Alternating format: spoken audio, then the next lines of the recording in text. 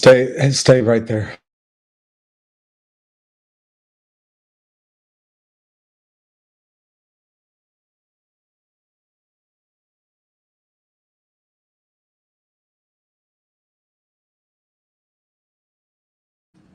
Well, I'm not going to have time to talk first, so.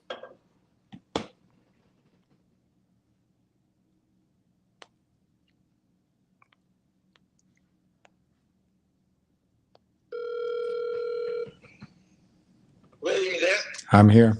Hold on. All right, everybody, this is not the buy or sell. I'm going to go through this quickly because we're dealing with security fraud to the highest level here. We saw the last 3 days someone's been borrowing shares like crazy, shorting it. And obviously today we get this short and distort.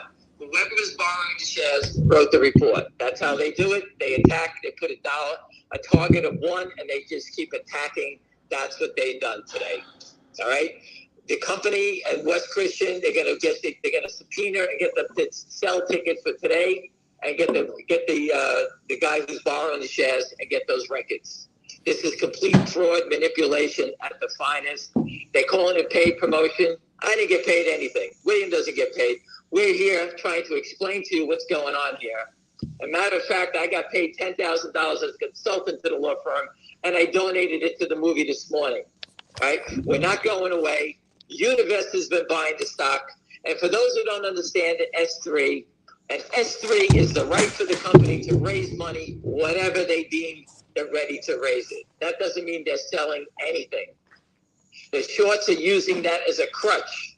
I decided, under my own opinion, that the company should cancel the S3 and that they have nothing to shoot against. And all the big mouths that are posting and writing all this bullshit, okay, and the fake story, go away. Because if it's not here, they can't say anything. All right? Doesn't change anything. The company said they're not raising money down here. All right? But the shorts are twisting it and attacking. That's what they're doing, trying to steal your money. That's all this is. They were so fucked in this stock. This is what they had to do. To be this desperate and to attack and do this when the stock is at a high level is only because they were screwed. They were getting margin calls and decided to destroy it. They couldn't even let it go up anymore because they were going to get busted out here. This is an unbelievable attack. It's so obvious what's going on, and they're trying to blame me for it. I'm promoting it. I'm not promoting it. I'm telling you facts, what's going on. I can see it a mile away what they're doing. Okay? The DOJ going after Andrew Leff. This research firm is going to use the S3 as that's why we did it. Oh, because I'm giving it a value of $1 because the company's going to dilute it down to $1. That's what he's saying. Freedom of speech. That's what this is. My freedom of speech is that, hey, who shorted the stock the last 3 days up to $1.8 million? Who shorted that stock? The guy writing the report, he paid for the report, like Mark Cahotes did. I just put it up with Patrick Byrne. They were paying people to write reports, shorting it, and then releasing the reports. That's how it's done. And they attack like a bunch of wolves. The SEC is a disgrace. Everyone involved on the short sale today should be arrested and put in jail. William, go. You got anything to say? All right, forget it. I don't have anything to say. William, I don't have time. I have people buying the stock. I know Univest is bought. My friend texted me. He said they were buying all day. So again, it's tough to buy it when they hit every bid, selling it at the market. Today's naked short, if we traded $3 million, it's got to be at least $2 million that they naked shorted. Okay, that's what I see. Guys, now you got your mind together. Give me a question. Go ahead. There's no questions. Just keep going. There is no questions because you're watching complete fraud. It's smoke and mirrors. They're trying to drive it down to get people to panic. Even my kids asking me if they should sell. So I get the panic. All right, my kids are not even here asking me what's going on. So I know the panic in everyone's eyes. I got it. Nothing has changed. I'm sure the company's going to address this. Did you hear what I said? I'm sure the company's going to address this. All right? If they don't address it, you'll never hear from me again. That's what I'm telling you. They're going to address this. This is complete fraud, a fake research report, and an attack. Here's a question from Corey Hayes. Can you ask Cam how finger canceling the S3 would benefit retail and drive the shorts to cover? The shorts are shorting the stock, borrowing the shares. The short, because they're telling you they want to cover on the S3. You understand that? They're waiting for the company to sell stock so that they can buy it cheaper. It's the same thing Lynn Partners does. They all do the same trick. Every company that raises money goes down. I have no idea where it's trading. But how do you file a piece of paper and get it in the system so that when you need the money, you can get it? You file an S3. It's like you taking out a credit card. When you need the money, you can use your credit card. Do the shorts have to file an S3 when they're selling new stock? File nothing. They just attack. They're hitting a sell button. I told you that. This is complete fraud. And when the company addresses this, the stock is going to turn and go back up because that's a scumbag thing they did, writing those reports today. And I hope the SEC's listening. I gave the information. I already documented it for the television documentary. I didn't even know the report was out here. Well, someone tagged you and me. I didn't see the report yet, but I can tell you from my own experience, because I tried to write a report. I spent 2 weeks on it. They won't publish something I write, but they publish what the criminals write. They put, that's not on Seeking Out for, it's called, what the hell's the name of the company? Tabara, it's just like that animal. The thing that's left. And the SEC doesn't care. If you're watching SEC, why don't you look at what the criminals are doing? CAPYBARA research. Finger motion, a serial case of stock promotion that will end in shareholder dilution. $1 target. The company's 300 million shelf registration and 25 million ATM agreement are likely triggers for significant shareholder dilution. If they're not selling anything, how is it diluted? I'll tell you why. Because these scumbags believe that Univest is like Lynn Partners or Power Up Lending, where they sell stock in the open market and give companies their own money at lower prices. That's not what Univest does. The Univest is sitting here. For Univest's credit, they're probably laughing because they're just getting stock cheaper. All right? But I need to address it because I know people, regular people, even my kids are concerned, and I had to teach them. So if they're concerned, I know how you feel. So again, putting the puzzle together, the S3, okay, removes everything that guy just put in that fraudulent story is removed from the equation. And the guys that are shorting it have no way of covering because there's no dilution. It's all bullshit. There is no dilution anyway, but now they're exposed and they're trapped even more. The guy sold 1.8 million shares he borrowed. Isn't it funny how that went from 300,000 to 1.8 million in a few days, and then the negative report came out? Pretty good timing. Pretty good timing that on Twitter, 50 fucking morons are posting that the dilution is going lower. You can see them coming a mile away. I posted this morning, pre-market, all the manipulation to try to move it down. I posted it. I'm calling their shots before they're even doing it. What they did today was complete desperation, trying to do anything to get people to see. And it's illegal. The only reason they get away with it is because Gary Gensler doesn't have a dick. That's, well, I don't know about that. But anyway, this is complete fraud. I've seen it 1,000 times. Andrew Left is living in fear of the DOJ because that's what Andrew Left did every day. He put out fake stories about companies. I can do it.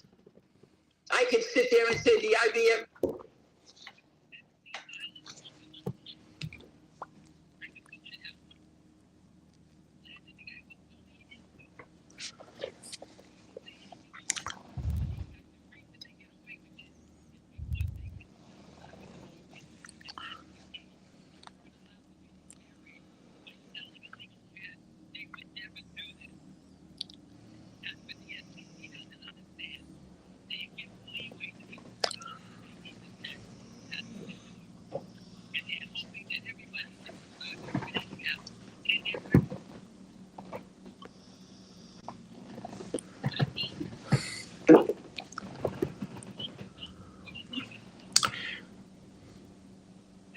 So to sell tickets, whoever's borrowed those shares is tied to this guy who wrote that research report. They knew it was coming.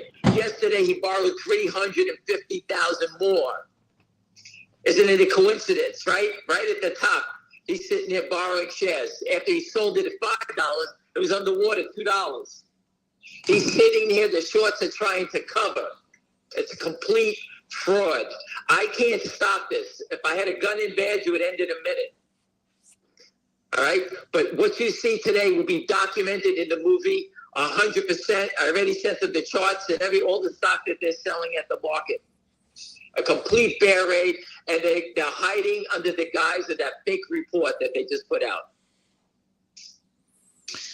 That's what they did. So it's my understanding, Ham, and maybe you can clarify, that companies who are about to release earnings cannot raise money until after the earnings are released. This morning, it's a quiet period. They can't do anything. So what did they do? They came out with a report changing it. Now they're giving it a target of 1. And with the target of 1, they send in their clowns like Timothy Sykes and all these guys are going to pop up. Oh, we made money. It's just a complete bear raid. They just sold it at the market. That's all they did. And they're looking for your stop loss orders, which I'm sure some people got taken out of. I always tell you not to do that. And that's what they do. They just was a complete bear raid. And I expect the company to address this thing. Okay? Nothing has changed. Zero has changed. If the short's 170 million to 2 million of the real short, we traded 3 million shares and they naked shorted 2 of it today, but knock it down. What did they do? They changed the number on us. I got it. I know they marked down the options. I got it. This is what they do. This is why we're funding a movie to stop this criminal activity. I call out all these guys to come to the SEC, all these big mouths on Twitter that talk. None of them show up. They say the same shit. All right? I'm standing here every day with William and other people fighting to expose this fraud. This is what it is. The problem is, for the short sellers, they have unlimited liability to the upside. Unlimited. And they are trapped, and they know it. And that's why you get these attacks. Once this story gets behind us and the stock slowly grinds back up, what's the next story going to come out with? They don't have anything. All right? They shot their load right here. This is it. And the company should come out and address it. And they will address it. I can promise you that. Do you think that research company is related to Australia? Capybara or whatever? You know what? That's interesting because that is an animal that's not in the U.S. That is one. I know that animal. That is something from Asia. That is correct. So maybe that guy is a little bit less innocent than Maybe Mr. Dodger can go out there and dig up where these characters are from. Because that is an animal that is from Asia. IMO says, and which I think you are saying, he's saying Finger Motion needs to publicly address this $300 million dilution narrative. It's a narrative that's a lie, by the way. It's a lie. But maybe it would help if Finger Motion could say something. Well, take a longer lunch break and pay attention. Did you hear what I said? Yes, I heard you. Take a lunch break and pay attention. I already took my lunch break. I raced back. Everybody else. I raced. Take a longer lunch break. Pay attention. You understand what I said? Yes. In other words, they are probably going to address it. And just to be clear, Ham, you told me that you predicted actually this morning that these underfunded, without money, hyena shorts that just try to make a quick $1,000, $1,500 by breaking the law, selling stock that doesn't exist under the market maker exemption, and then buying it back later in the day, are going to try to do it today.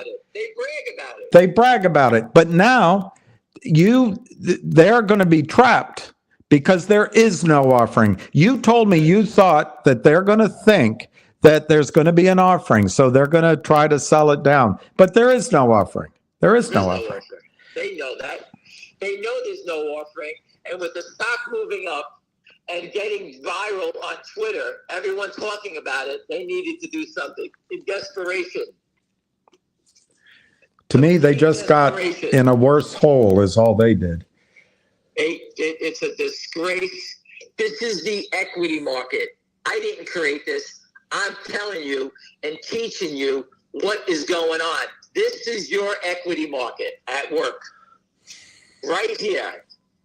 Everything you're seeing is a disgrace. The SEC allows this loophole. The market maker exemption allows these criminals to come out and sell stock at the market to destroy the value of your portfolio, destroy the company, the price, and steal your money because they make you panic out. That's what they do.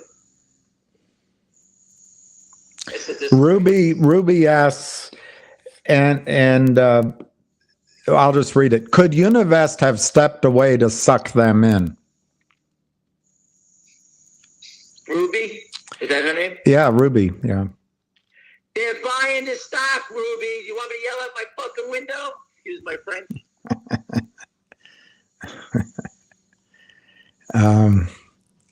They're probably laughing because Univest can buy at 7, they can buy at 6, they can buy at 5. They're here for the play. The attacks give them cheaper stock.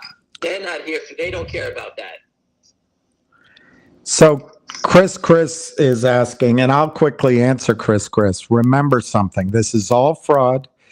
These criminal shorts don't have to file anything. The people that write the reports can lie. It doesn't matter to the SEC. The SEC is okay with down.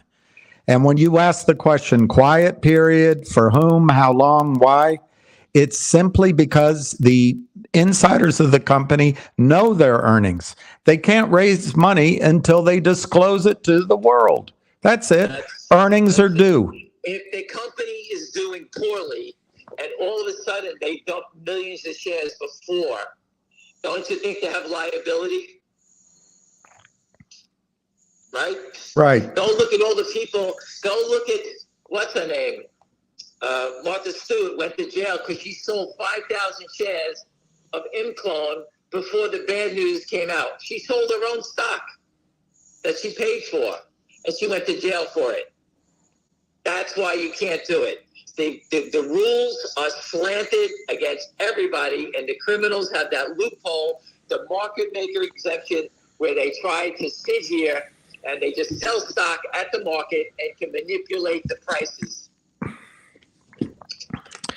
I tell you, the SEC wants to go after crypto. I wouldn't be worried if I were a crypto short. I'd welcome it with this kind of crap. The SEC is sound asleep. If you can't see what they did today with the fake report, and to see the guy document the real short go from nothing up to 2 million shares borrowed, and then the attack. Everybody was posting, they're borrowing the shares, they're borrowing the shares. Oh, really? Now you know why they borrowed it. They weren't averaging up. They were trying to sell more because they knew the attack was coming. No one is asking for my advice, and this is not financial advice, but to me, if you have dry powder, these times are when you buy. Skinny Whale says they push it down because they have to spring load from a lower amount. Sit back and watch the short's demise. So, I think I'm trying to understand what he said, but they're pushing it down. They're pushing it down because they need people to panic. They're going to come back and scoop it up. Let the company address what you're going to see. The company will address the fraud. All right? Let them address it. Companies have to call their lawyers. Get this, do that, do this, that, and the other thing. These guys are just hitting the sell button. They're all full of shit. They post this nonsense. All we have to do is follow the sell tickets from today. You don't have to do a blue sheet for a whole year. You need today's only. Get today's blue sheet. Who borrowed the shares? Let's see who that is. Get that criminal. He's 100% tied to the whole crime. Social Watch Only says they only borrowed 100,000 shares. Where did they get the rest of the 3.1 million shares from? Such a disgrace. It's a disgrace. Yesterday, we had someone who gets real-time shorts. They borrowed 300 yesterday, and today they borrowed 100. And they just sell it at the market. Boom, boom, boom, boom, boom, boom, boom, boom, boom. And they make it short around it. This is not, to do this type of destruction, there is no sellers. They're trying to create sellers. All right, so today's number, I would have to say we take away the first 100,000, which was completely fake and pre-market.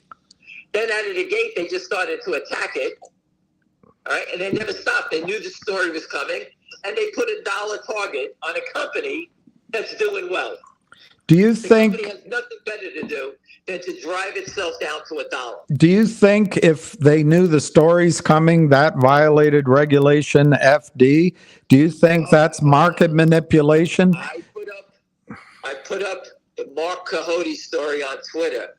Mark Cahote got busted by Pat Byrne for paying research reports. Okay, he was shorting them, paying for the research reports, and he was even holding the research reports up so he could sell more. And he got caught. He paid Pat Byrne $5 million, and I do believe he had to give up Goldman Sachs as part of that settlement. Do you have the name of the reporter?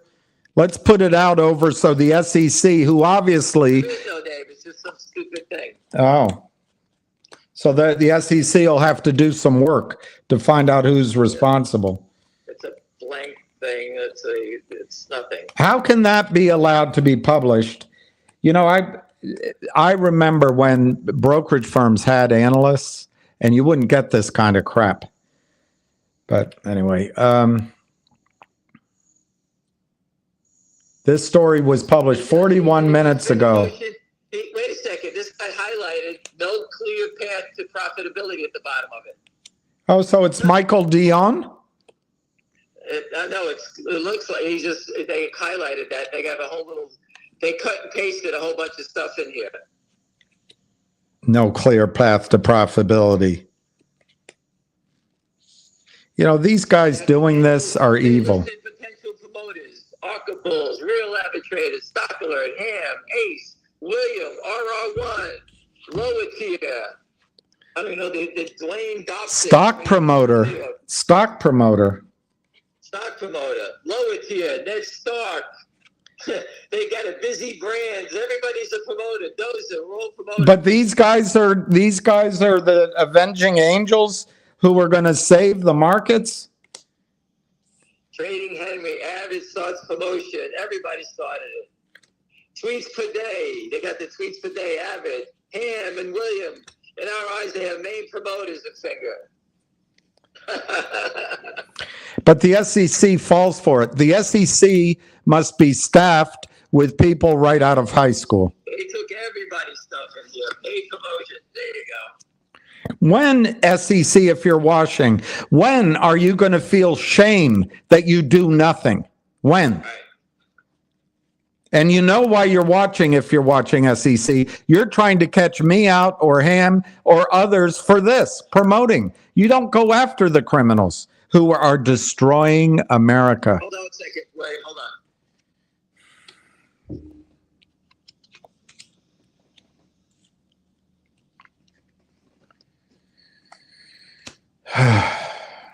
So people call me. I try to answer all the calls back. And, I got 1,000 calls in 30 seconds. You're better than I am. Fast, and I apologize, but this is how it works on the trading desk. When you're under attack, you got to figure it out quick and go back at them. That's the way it goes. My opinion is now's the time to buy. Anyway, go on. Cancel the S3. Show these pricks that you're not doing anything. Now, what do you want to say, Big Mouse? That's what I say. I'm not saying that Univest is walking away. We know they're not walking away. They just filed a stupid thing. All right? They don't like us promoting because we know all the knowledge of their crimes. I would shut me up also. That's why you don't know who the fuck I am, because they're going to fucking put a bullet in my head. Hey, Ham? I went to the FBI, and I got threats already. Hey, Ham? The research report has a disclaimer which admits that they have a short position in finger. Right. And they shorted it yesterday. And they do it from offshore. What more can I possibly say? How do I defend this attack? I can't. What am I supposed to do? We're watching it and reporting it in real time. What's going on? This is why we're funded a movie. This is what goes on. This is going to be clearly in the movie. And I thank Kabara for putting out the report, because I'm going to make sure the DOJ knows all about them. And we go to the police. So if they are listening, fuck you. We go to the police. We don't hide. Call us promoters. We all went to D.C. Fuck you. Welcome to Fraud Street, everybody. This is what it's like on the front line. You want to join the fight? Get in the fucking front line. This is what it's about. This is about money. We're protecting you. We're trying to do everything we can. This is what you see. This is what's going on. Tell us what we're doing wrong. No one's got to. We're promoting. We're telling people that the stock's going to the moon. Well, if you're short fucking 200 million shares of the stock, buy it back and tell me what's going to happen. Where's the SEC? Show me the fails to deliver here. Give me the data. Let's see. No one said anything. We put the truck in front of the SEC 12 times. 12 times we called them out. We filed thousands of complaints. You tell me what we're trying to hide. We're exposing criminals. Hang on one second. Hang on. Do you want to come on the call? We're exposing criminals. Yes. All right. We got Busy Brands with you, Ham. Hey, Ham, I'm pretty upset because my name was brought up in that, and I'm not a fucking stock promoter. Is there any way that Wes Christian could get involved here and represent some of these people that get mentioned in the article? Because at some point, I understand fighting back, Ham and William, but when they're character assassinating us like that, I don't get no fucking check. I'm not a fucking stock promoter. I'm invested in the stock. I haven't sold. My losses today so far is 21,000. So I have all the records. So when do you say enough is enough? And then they want to write an article like that and character assassinate me and some others that we're not getting paid for this. We're trying to help retail. I say we fuck them in the ass and go after them. You have to fight back. Well, listen, we just got the attack this morning. I just found that out. We will, you know what? When I hang up from this, I'll take care of that, and I'll make sure we work on that too. Damn, they want to play games, then let's fucking play games. You want to go after my bank accounts. I'll let Wes go through all my bank accounts. I'll let him see my stock. Listen, we'll take care of it. I got it. It's bullshit, Ham, okay? Because they're over here character assassinating us, putting articles like this. Well, okay, you guys want to play games, then let's play games. Get Wes on board. Sign me up for a lawsuit. I will call as soon as I get up for this. As soon as I get up for this, I'll take care of that. I worked on this today to get I showed the documentation of the attack to the movie producers today. I didn't even know about the story. Now I can add that to it. It's a clear-cut attack. And if you can do me a favor, get in touch with Christina and show her the story, the report. If you can get that to her for me, Busy. Yeah, we'll get together after this. I have a proposal, Busy. Let's get not legal advice to help us. We'll split whatever he wins 50-50, and we'll cover the hard costs. Oh, we'll donate it to the movie. How's that? Yeah, or we'll donate it to the movie. I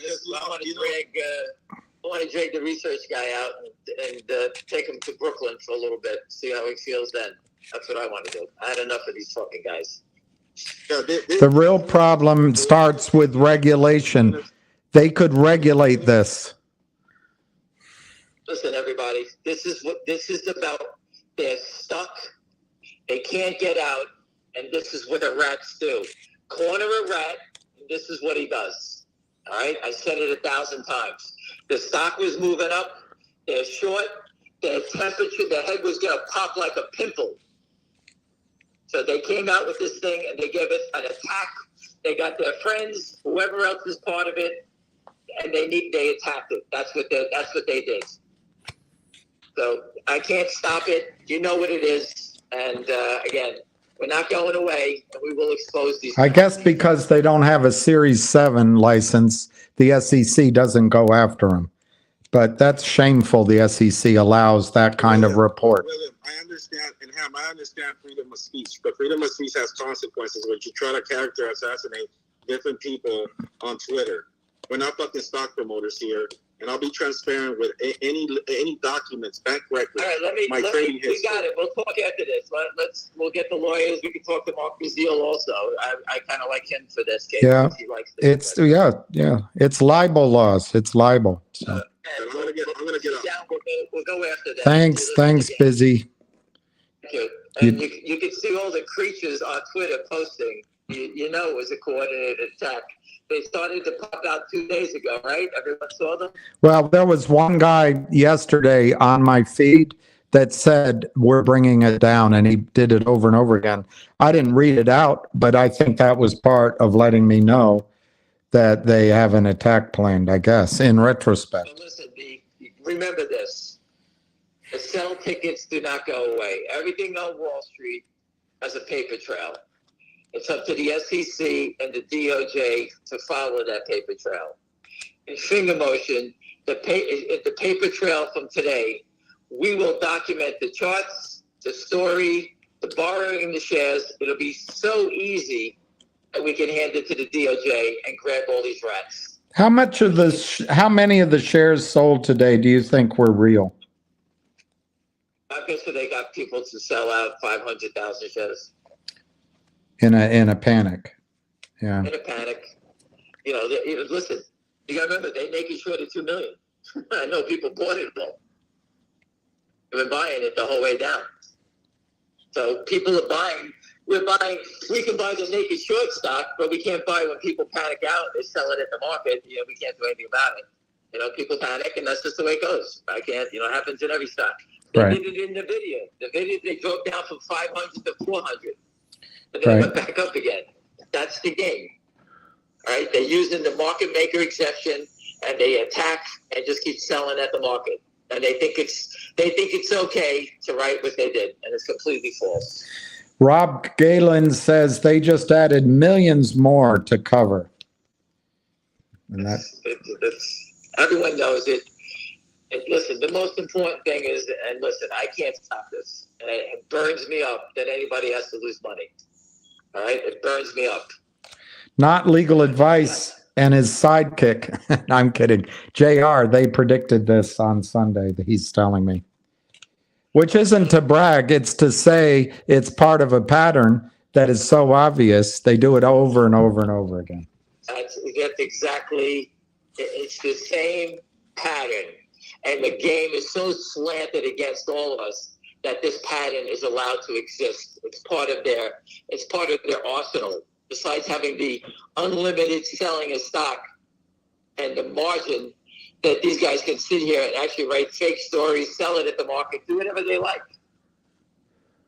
But Andrew Left is now living in fear. This is the classic pattern. This is Hindenburg. This is Andrew Left. This is, Cabela, whatever the frick these guys are. White Rock, whatever he tried to do it. They all try to do it. It's the same thing. I told you I could spin a story and do it myself. But I'm not a scumbag trying to destroy companies and steal people's money so I can make money on the downside. All right? Anybody can do that. You can go write any story you like. Go write the same thing. So a company files to raise money, and all of a sudden they're criminals, and their stock is $7. The company's going to sell it down to $1. I think we should send letters to that attorney general in New York, who's going after an ex-president, and get her to look into this fraud. It's happening in New York. We know that the short sellers are all Trump people, so she should go after these people. Partners, they're Trump people. Then. So these guys. One guy, Jay, just said that in Montana, I guess that's that movie, that show, they say we don't get angry, get even. I say get shorty.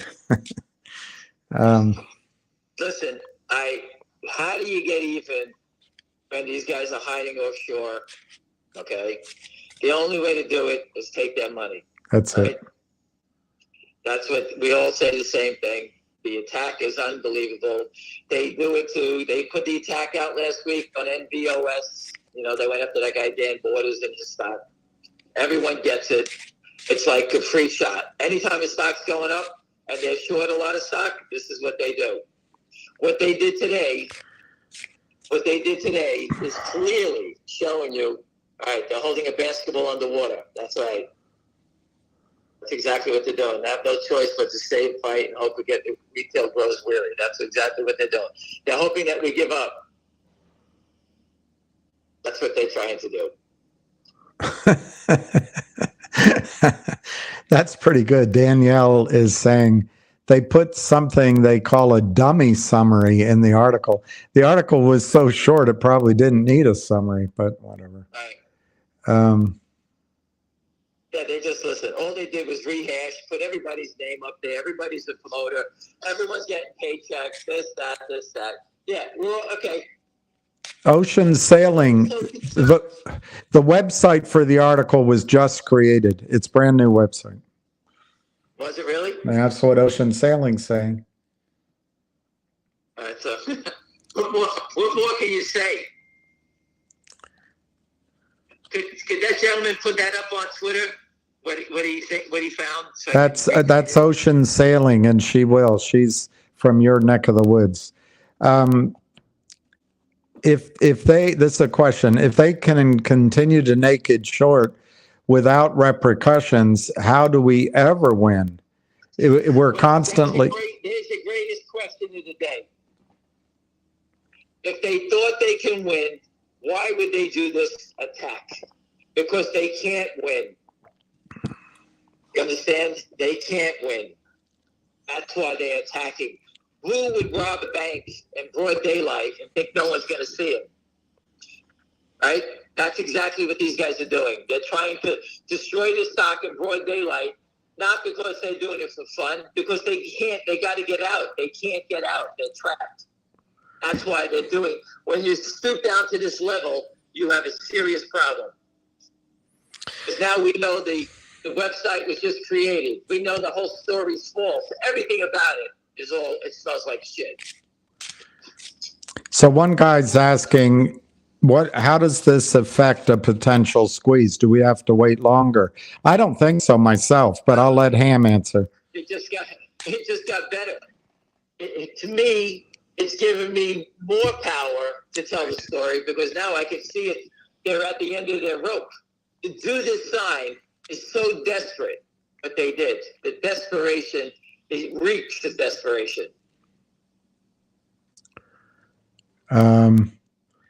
Sheikh Farhad lost 15,000 in 2 hours. Well, I hope you didn't sell. I think you're going to have a chance this is going to snap back, and it's going to be a son of a bitch experience on the other side when it snaps back, in my opinion. Fox Hunter just put a great chart up there and circled it and said, "What's for it?"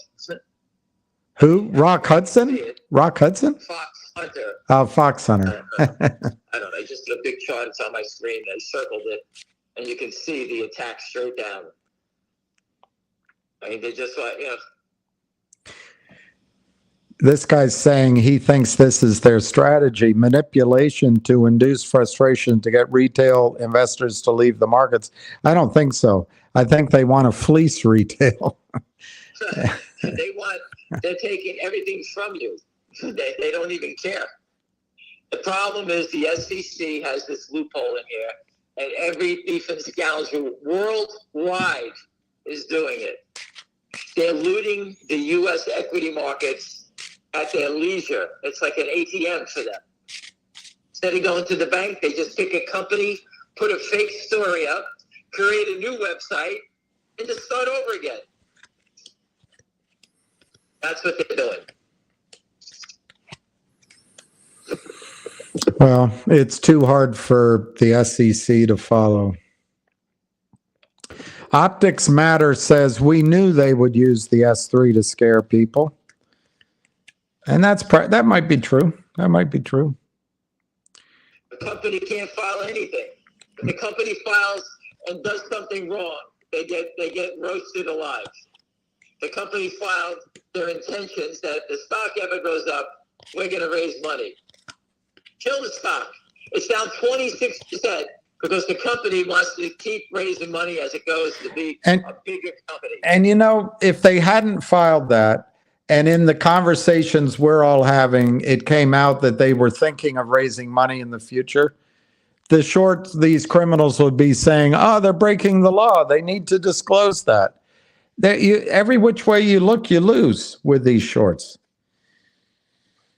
Well, again, we're pretty smart. We're not going away. We know the game better than they do. All right? These are penny ante criminals that have been taught to do the same thing from many years ago, like the Kramers and Alpine and Lynn Partners. They all smile at your face and they're stabbing you in the back. They'll steal anything. They kill, destroy anything. And you're seeing, it's unfortunate, but you're all seeing these motives in real time. Why don't you explain that, just how weak ass these shorts are? They don't have staying power. As soon as this turns around, they're going to cover. The staying power does not exist. That's why they keep pressing, trying to hold it down. If they had the pockets, they would keep selling. They would let it go higher. They cannot. They needed this attack today because the stock was going to break through 8 and kill them. That's why they attacked. This is a premeditated attack. These guys belong in jail for life. Whoever the sell tickets belong to today, all right, those are guys who are all tied to the criminals. Because you tell me there's a short seller on the other side of the world that decided to go sell finger motion today and sell it at the market down to $5. Who is doing that? Nobody. Oh, because I saw this research report. The research report, no one even heard of these guys until 10 minutes ago. The website was created how many days ago? I think just now she didn't say. Rayner says, I bought more finger at much lower levels than yesterday. Many, many thanks to the stupid shorts. I congratulate you again. The domain was created 7/16. It was created on 7/16? So that's what? July? No, that's June. No, it's July. July 16th. And they come out of the gate, and I'm sure they bashed everything that was ever written, every stock that they're in. Here's Yoon Isip says, 2 years ago, these... The next one they did, Nightscope, KSEP, Fairy Tale to an inevitable dilution dilemma. Target zero, more problems. They keep, the company's going to zero. They don't even give that guy a chance. Every CEO on the over-the-counter markets has an idiot idea and cannot execute a business plan. All at the same time. All at the same time. Yoon Isip says, 2 years ago, these bear raids would scare me and sell. It's different now. We're all educated now because of ham. This is laughable. Thank you very much, and I'm glad, because that's what they do to people. 2 years ago, they were destroying people, destroying them. Now it's payback.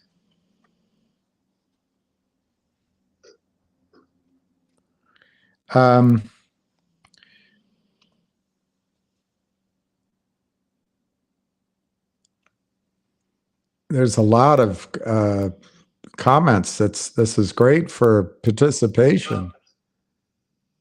Bill, I just sent you a text message from their CRD number with the SEC. Oh, so they are brokers. Just texted you what someone just sent to me. One guy is saying they might be trapped, but so what? They control the price with unlimited fake shares to sell. I'm still in, but it feels hopeless. If they thought they can win, why would you attack it down to 5? We can do this all day long. We can do this all day long. Let's sell more shares. Oh, no. Let's sell it down to 5. Let's get less for it. Okay, let's try to knock this down so we get less for it, because we can always win when we want to. Now tell me, if I just described to you, why are they knocking it down? Because they can't win. They're in a panic. They're in over their head. They sold 170 million shares plus 2 million more. The stock's traded 3 million. If they bought every share today, okay, they still got 170 million to go. Is it expensive for them to sell these shares? You know it's costing them money. Don't ask the guy from Share and Tell. We did it every day. Wanted to get paid. He's not doing it for free. It seems like they could be in trouble if this stock snapped around today and went back up. Listen, they're going to get in trouble. There's not even a question about that. Okay, the truck. I'm dropping the fucking truck right back in front of the SEC next week. All right, I'm not stopping now. Now we're going to be 100 times worse. The only thing it's going to say in front of the SEC is finger motion and GTII, and I'm going to put the chart of finger motion right out there, and the fake report and everything else out there, and I'm going to list every guy on Twitter that's bashing it in front of the SEC and DOJ. That truck is going to be out next week. Fuck you. I'm going to ask this just because people are thinking it, but I don't agree with the question. Univest is a $150 billion company. They don't have to behave like power up lending. But here's the question. Could Univest have someone naked shorting so they can buy lower before they run it up for themselves? I don't think they naked short. Univest is having their friends sell it down, write a fake report, trying to buy stock so they can run it up high. I don't buy it. I don't buy it. That's something from a science fiction movie. Are you on Telegram? Let me ask you differently. Do you know what Telegram is? No, I do not. Somebody is on Telegram representing that they are ham. So I couldn't even find Telegram. I don't know what it is. I don't know what it is. I've heard of it, but I don't know what it is. I can send you a Telegram. I guess that's an old thing, right? The Telegram. I'll send you a Telegram. I don't know. How do we exit? Listen, I'm winding down. I don't need any more technology. I don't even want the fucking phone anymore. Right? I'm here. I study numbers. The numbers were swelling. These guys, their heads were going to pop. All right? That's a fact. They came out with this report and they attacked it as fast as they can. It's the same attack. We've seen it 40 times. If you've been following us for a couple of years now, we've seen this many times. All right? We're not going away. They exposed themselves. They're showing you their hand. So Steve Whitney asks, how do we exit this endless doom loop? If they thought they could win, they'd let the stock run. You sell it. You sell, take your loss, put your tail between your legs, and never come back. That's the way to do it. Or you could sit here and you suffer with the rest of us until we win. That's how it goes. I can't stop the fraud. We can fight it. We'll expose it. We're not going away. And the reason we're not going away because the reward is off the charts. It's a life-changing event. And that's why they're attacking. And if you think that you think that you can't win, go ask the people that own GameStop at 3 3/4, or AMC at $2, a KOS at $2, a Kodak at $2. They went to the moon. TOP 260, HKD 2500. Oh, we can't win, and all of a sudden they go crazy. They didn't go crazy because they invented anything. They went crazy because of short squeezes. That was it. And the squeezes happen when they happen in just a matter of days. So by definition, there's a lot of waiting until it happens. But it doesn't have to be. I'm no diamond hands here. You can always get out. You can always get out. That's how it works. We can't stop it. I told you before, they have a sell button. Companies have to use lawyers. That's it. There's nothing else you can do. The companies have to file. The companies have to do this, and that's the game. The AMC Army didn't win against the short. Why do you think we will? AMC Army didn't win against the short. Whoever said that is the dumbest statement ever. It went from $2 to $77. If you bought it on the way down, or you bought it on the way up and didn't trade it or sell it, shame on you. If you paid $60 for something that just came from $1, then shame on you. Finger motion went from finger motion's high is $9. We got that listed on the NASDAQ. It has a value at $5 from benchmark. Yet this guy's saying it's worth $1. Who's right and who's wrong? The guy who just started a website, or the brokerage firm who gave a report saying it's worth $5 with an upgrade coming because of the business? AMC, if you paid $2 for it and it went to 77 and it came always back down, shame on you. If you paid 20 for it and it went to 70, shame on you. 30, 40, 50. You make $20 in a stock, 20. Shame on you. You have to make a sale. I tell you that every day. Don't turn a winning trade into a losing trade. The government allowed the shorts to hit those stocks at the end, and they went back to earth after they all squeezed. They gave everyone life-changing events. GameStop, there's been plenty of people. How much did that guy Roaring Kitty make? Someone said he made a couple of $1 million or something like that. I don't know. I think that's what I heard. I don't know. So the guy went from sitting in his closet, and he made himself $5 million. Okay. That's, to me, there's your life-changing event. That was it right there. You don't sound like much of a promoter when you tell people to get out with a profit, but hey, whatever. Can they continue to do this right now, specifically? Can they do this tomorrow, the next day? Huh? You make your own decisions when you invest. I'm not putting your button down. I'm just teaching you what the hell's going on. And what you should be saying is, man, this guy knows his shit. I can't profit from it because of the fraud, but man, does he know what he's talking about. He's been doing this 23 years. So do you think they can continue to do this today and tomorrow? Or was this their last? I think you see the attack. The company needs to come out and address it. Yeah. They're down 30% because of some fake report. The company needs to address it, not me.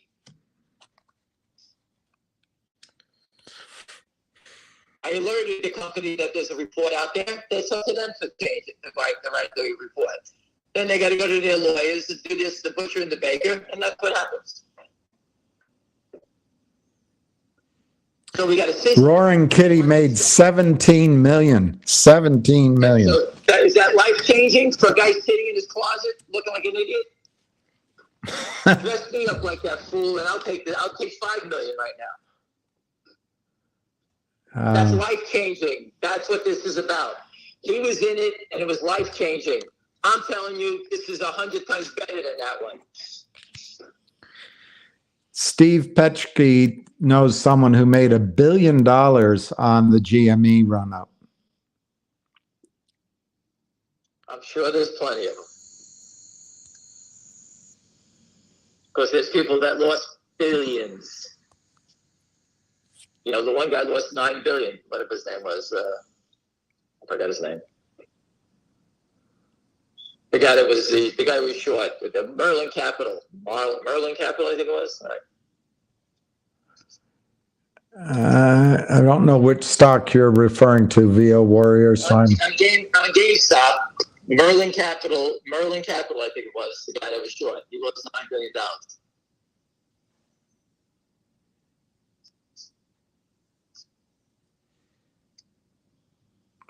Ham said that Univest already started, I think. Well, no one knows what Univest, by the way, isn't doing this for us. They're doing it for themselves. Wait a second. I wasn't paying attention. I'm sorry, everybody. They put up 3,000 puts of the 450 puts at 65 cents. And they bought 2,000 of the $3 puts. And you can see the put activity. There you go. I wasn't paying attention. I'm sorry. And you can see the frauds here all buying the puts now. Because what do? They buy the puts, they short the stock. That's a synthetic share. Is that right? They're using, right. Although that doesn't make sense to me. Buy the put, short the... Yeah, I guess it is. So you're buying the put from who? A market maker, right? Right. And If the stock goes down, the market maker has to hedge himself. So what does he do? He sells the stock short to hedge himself because he's selling all those puts. So that's what they're creating the stock from. They're creating supply.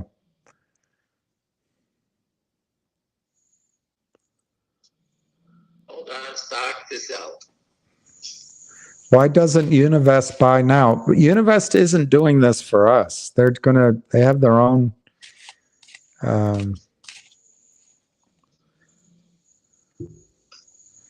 Mark. There's all your buyers. Finger motion puts go through the roof. 6,000 puts traded. All right, they turned around and they just start selling the stock. That's what they were doing. But that means they're exposed when it goes up. What's today's date? The second or third. Tommy Wayne. Someone just put out. He wrote down. He put a tweet out. I'm not fucking selling. Thank you very much.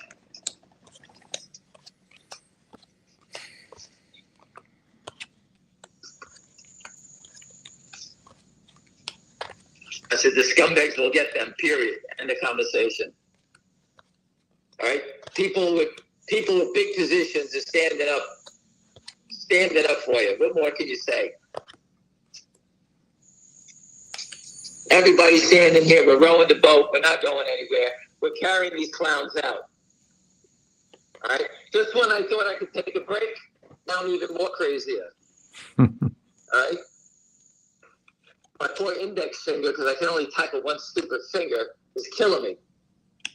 I have to put it in ice. Perfect time for KYP to take you on the court.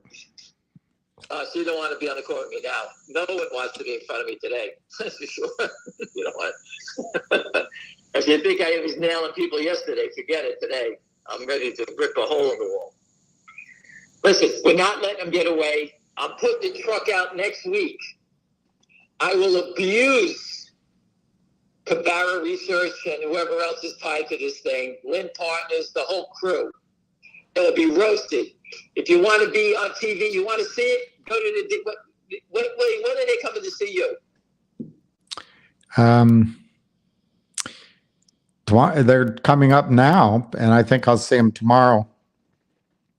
Let me see if I can get the truck going. Maybe I can get the... But they asked me to leave tomorrow when the next day opens, so. All right, I'm going to try to work on the truck. And for the gentleman that helps me with the truck, can you make a call, see if it's available? All right, let's try to move this along so we get the truck out there. So when the film crew's there, we can stick it down these rat bastards' throats. All right? Cabarra Research, Lynn Partners, Finger Motion is saying, fuck you. We're not going away. DOJ, SEC, tomorrow or the next day. All right? I'm going to reach out to the producers and tell them to slow the fuck down so we can get the truck out there. All right? Let's send a message. You want to play? We're going to send you the message. I may have a couple of people hand out some information and show them the fake research report. How do you stand behind this? All right, when you park in front of the DOJ, guess who comes out? Officers of the law. What's this truck about? Who are you? They ask questions. Oh, we're going to tell them who we are. Of course, none of the big mouths will show up. Where are they? They won't show up. I told you, I've been doing this a long time. It used to be the Raging Bull. For those of you who don't know about it, the Raging Bull was a message board, a cesspool of trash, controlled by the shorts. There's nobody that's going to even bother me an inch to get me to stop. I could care less. All right? I've been through the mill already. I know what it's all about. I've seen the attacks. I'm not going away. Any other questions? Is everybody all right? Well, not legal advice is going to address the short reports in 30 minutes. I'm probably going to still be on, but you guys can go watch him because they're very good. JR and Not Legal Advice, very good. I'm getting off the phone to contact a lawyer to help defend everybody who's been slandered. That's number one. I'm going to get off the phone and work with the producers to expose the naked short selling of finger motion in real time. This is real time. This isn't me talking about something that happened in 2005. It's today, October 3rd. We can see it all. You know, this is what it is. Guys calling me from Paris. I'll tell them I'm on a conference call. They don't stop. But again, I understand everybody's concerns. I always say it. But again, we're fighting our best. And I appreciate everybody that stands with us. To the people that got ripped off, I apologize. I can't stop anything to do that. I can't do anything about it. Well, right? There's nothing I can say about that anymore. The company has to address this thing. It's a fraudulent report. This is the second fraudulent report. The last report said the company had no clear path to profitability, right? yeah. Whoever that guy was. I forgot that stage. All right, so for those who just joined us, this is the second report. And if the SEC's, if the, yeah, yeah.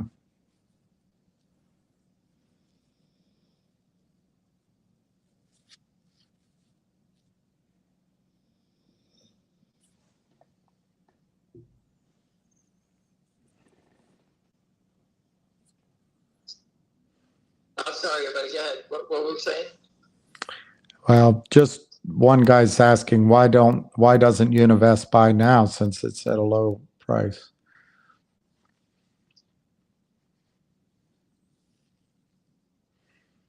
Someone just wrote something to me.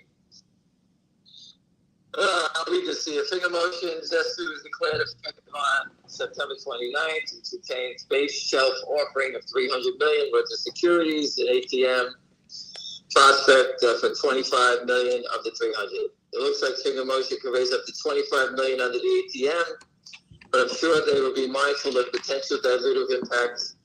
Therefore, Finger Motion had $275 million shelf is not currently being used, and we need a prospectus supplement to be filed to take down any of the remaining 275.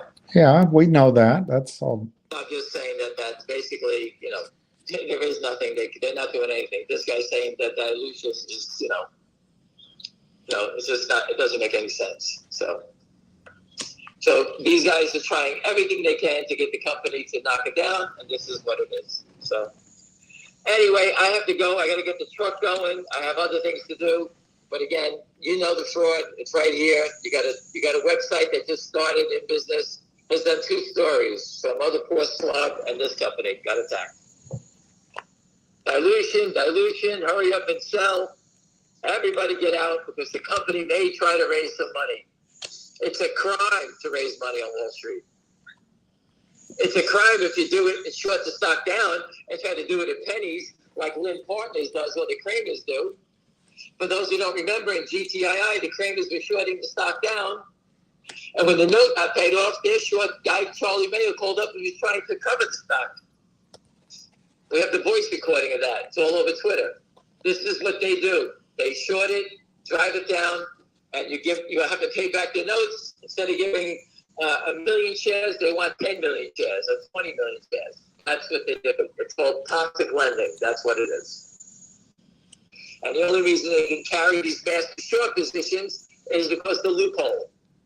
And if you can look at Finger Motion, the stock has come to a standstill. It's like 3.3 million. It's stopped. We've been on the call It hasn't really been traded in a little while. So, yeah, it's all nonsense. Anyway, everybody, let me get back to work. I'm busy, and I'll speak to you later. Thank you.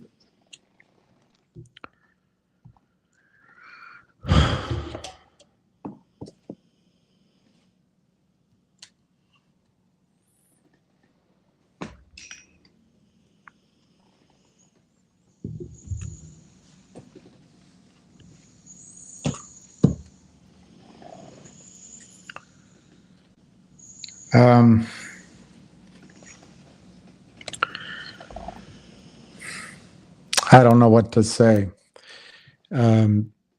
He sort of dominates the room, which is good. I mean, I don't know what, in other words, I don't know what is left for me to say. But I'll do my best.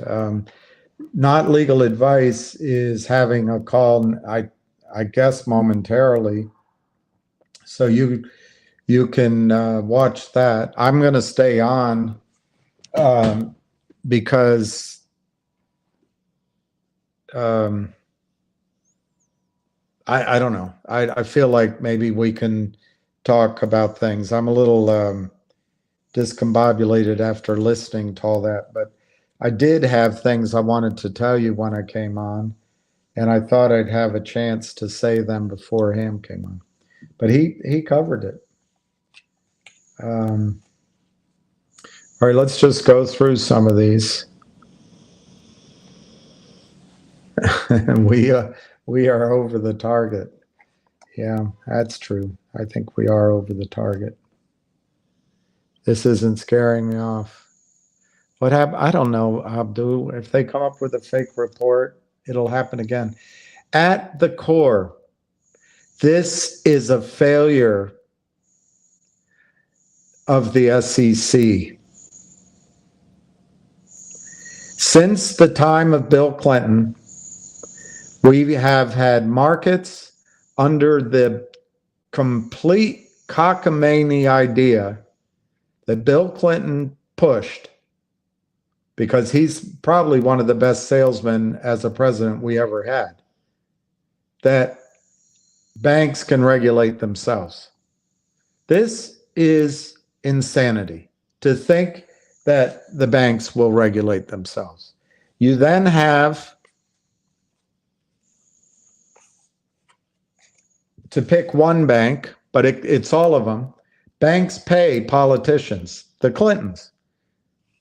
I don't think they ever paid Trump to give a speech, but they've paid the Clintons and the Bidens and the Yellens and the Bernankes and the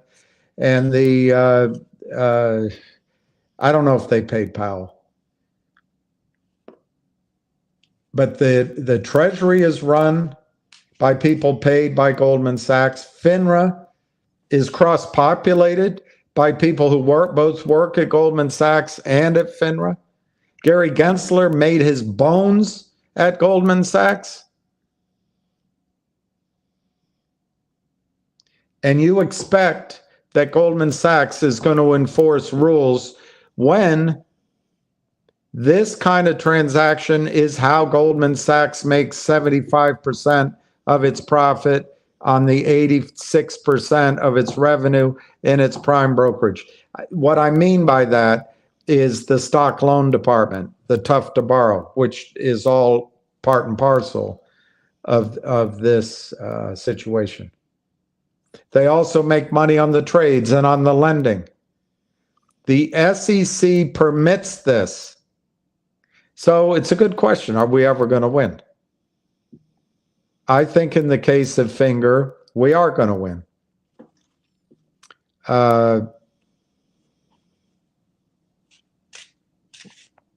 But I don't think Univest is doing this for us. Univest is participating in Finger. If Univest is participating in Finger, the name is on the S3. They're doing it for their own purposes. Univest has a history of making, well, either making or participating in stocks that run. And if I were Univest, or if I were one of the many large pools of money reportedly interested in buying Finger, as soon as this attack hits, I'm going to probably step away and say, let's see how low it goes. But then they'll start buying. They'll start buying. And these shorts have no staying power. Do you see what they do? The SEC doesn't see it. The SEC is trained to go after CEOs. They are not trained to go after the fraud in front of their faces.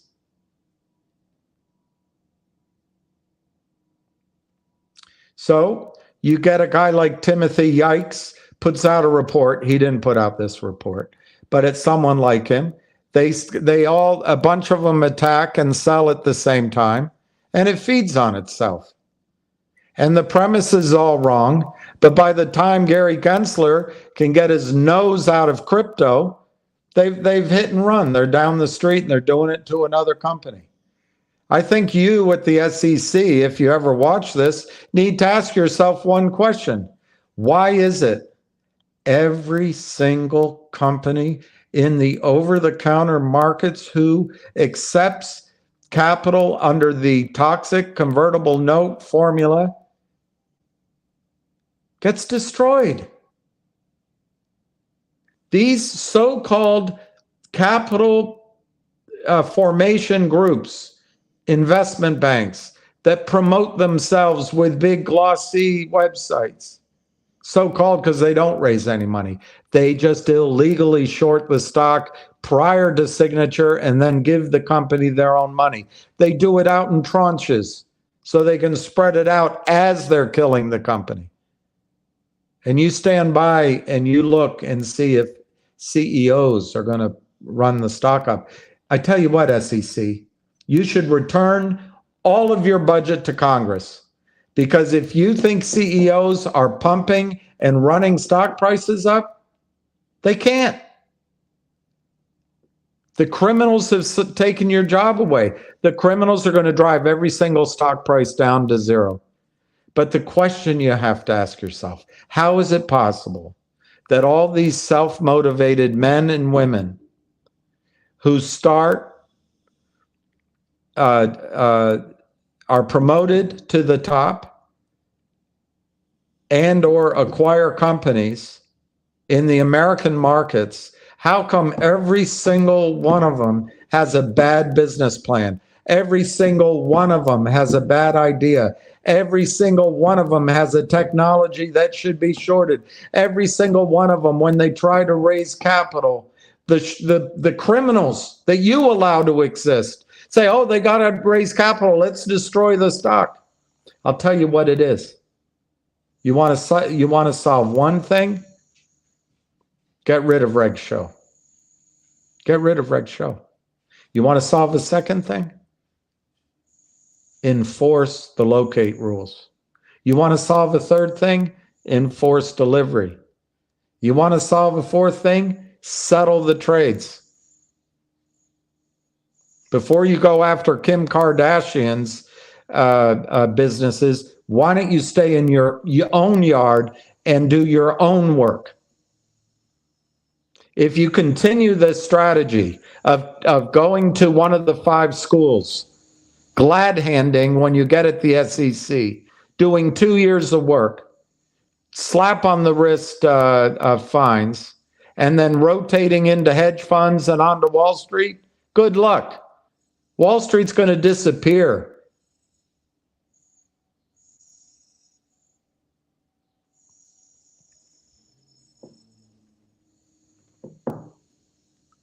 Tony says this is all dissolution. Dissolution. I have to admit, either I'm reading that word incorrectly or I have no idea. Dissolution? I don't know what it means. And You got me there. Skinny Whale, we shouldn't show them. Look, I don't think we're losing, but what angers me is I've received so many phone calls. There's so much anxiety out there. People are losing money. But I agree with you. Normally I wouldn't show my reaction. The fact that it's predictable shows that it is rampant, and the SEC condones it.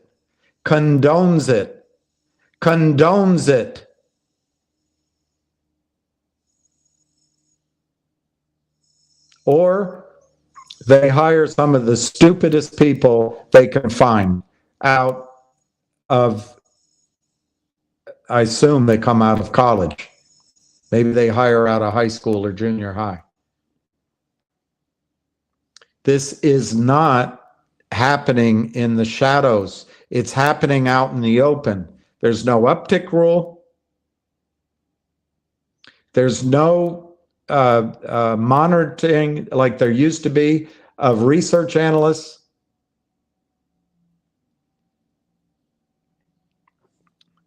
There's no market makers. There's no orderly markets. Why do you need JP Diamond CEO?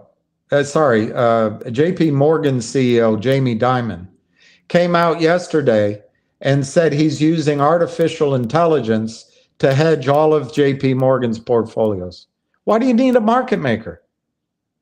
Computers do everything. The only reason you need a market maker is to defraud retail. Gary Gensler's markets are full of fraud. Chock full of fraud. He encourages fraud.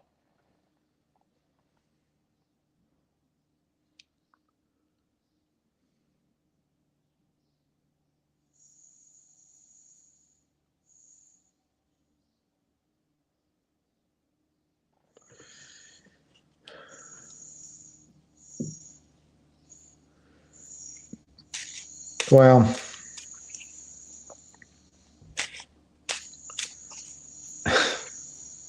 I'm not all that impressed with McCarthy and McConnell. Yeah, don't use stop losses. Absolutely. If you're buying stock, in Finger, you're all right. You're all right. If it runs back down, if they are able to go lower, just keep averaging in. But the company has tremendous fundamentals. They're going to have a great earnings report in about a week, I think. I have no inside information on that, but you can read their last report and extrapolate it. The company's going to be fine.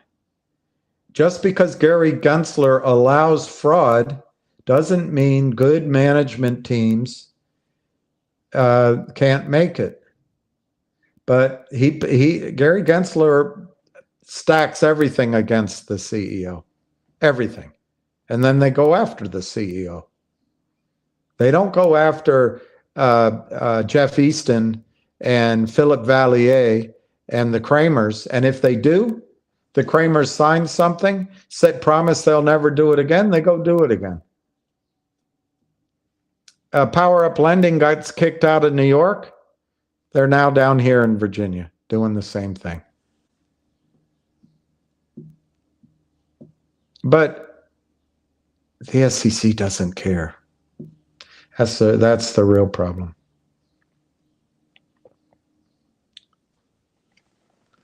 Well, you know, Brett, this is all just criminality. There are people, and I speak to them, that would tell you that every single trade today was located, was borrowed, or it came from offshore from real investors, and that there's systems in place to stop naked shorting, because naked shorting is difficult to do.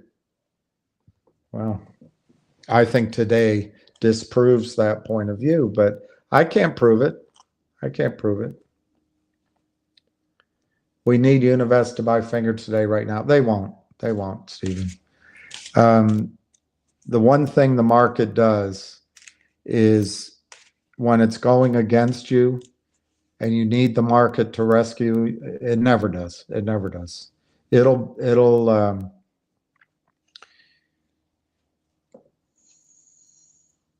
hurt the most people it can.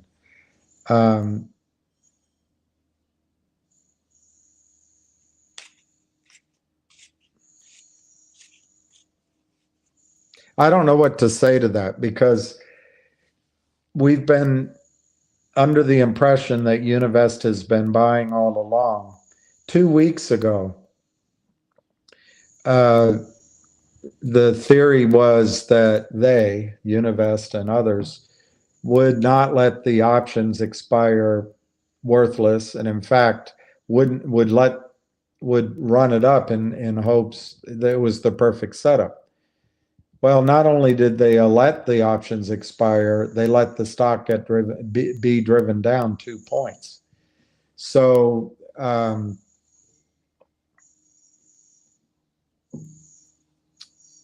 I think there's only a couple of conclusions you can take from that. One, maybe Univest isn't buying the stock, and maybe it has no interest in doing it. I don't think that's right, but it's possible. Two, Univest doesn't have our interests in mind. They're going to work at their own pace and their own strategy. That I buy.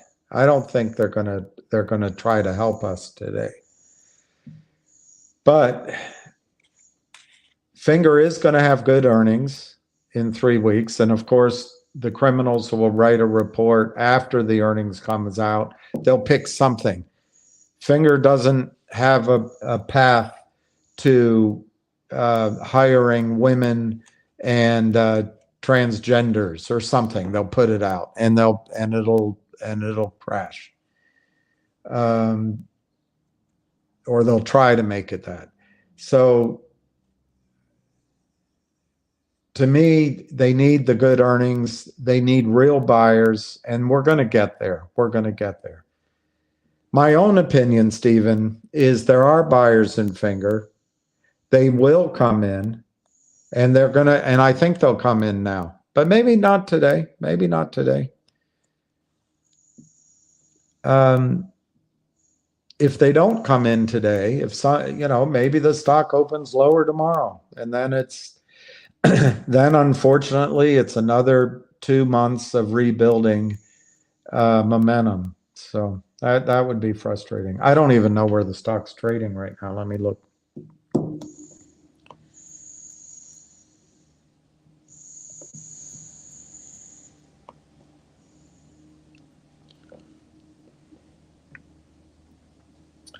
$5.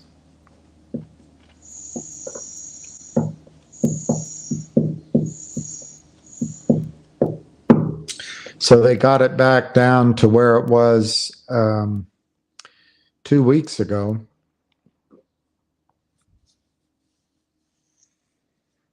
My only regret is that I, made my last purchases yesterday.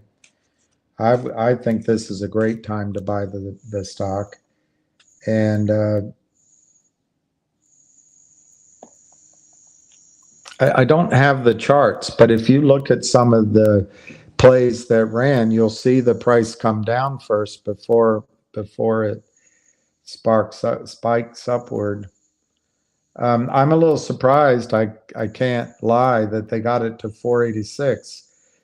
But as I'm reading 486, that seems to be a number that either ARCA or Avid mentioned 3 weeks ago, to my memory. So they got it back down there. Doesn't mean it'll stay there. Doesn't mean it'll stay there. And if I were you, and I'm not you, and I can't give you financial advice, but if I were you, this is the time to buy Finger, unless you've heard something that tells you the story has changed. Maybe you've heard enough to think there's no way to win. But tomorrow will end, Tomorrow will be a new day. They don't care about you. They're just trying to make profits today. They're also trying to move short positions, illegal short positions from one account to another, and they're able to do it here. They also want to tell their margin clerk, we don't have a problem here, boss.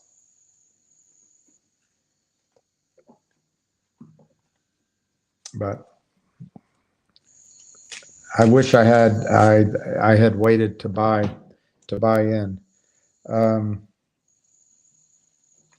So we're down $2, and I don't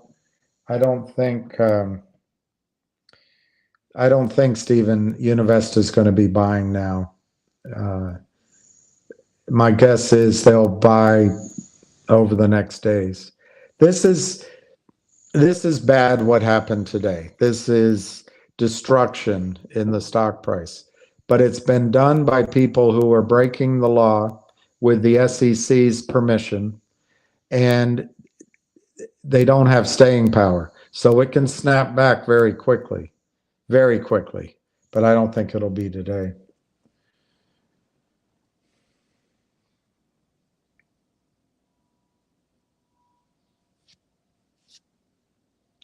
Yes, I think it's a very good time to buy Finger.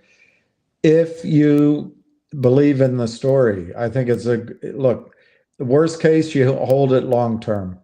And I think it's a $10 or $15 stock if you just wait. It may be higher without any kind of short squeeze. But in Gary Gensler's markets, it's extremely hard for any company who needs to raise capital not to expose themselves to complete destruction by the fraud that Gary Gensler encourages.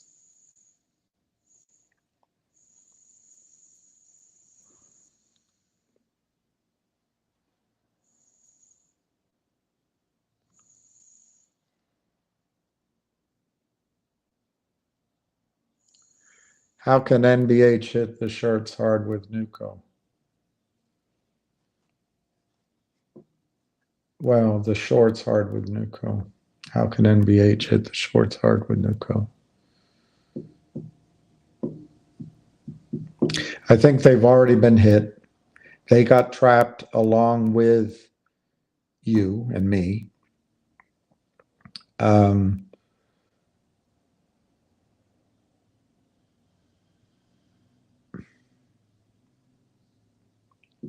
You know, we had those discussions 2 days ago, I think it was, on Butterfly.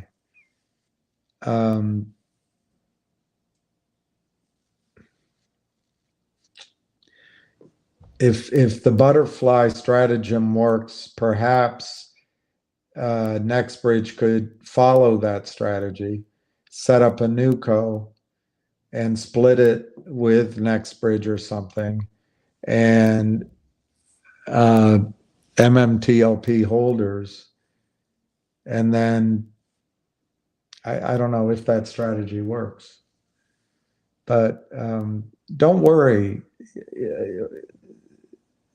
People are saying they've lost everything in MMTLP. It just isn't trading. And remember, when you bought it, you might have had a chance to sell it on the Friday and the Monday, but you might not have gotten out. You don't know. So by definition, by Wednesday, or it's the next Wednesday, it was going to be a privately held company. So waiting, actually, it was part of the potential deal anyway. But you don't have zero. And I think the shorts are already really in trouble in NextBridge. I think the shorts are going to lose hundreds of billions of dollars, if not $1 trillion. I don't think NextBridge has to do anything further or differently than what they are doing now to hurt the shorts. I think a prime broker or two may go down. I think the final cost to Wall Street will be hundreds of billions of dollars, potentially.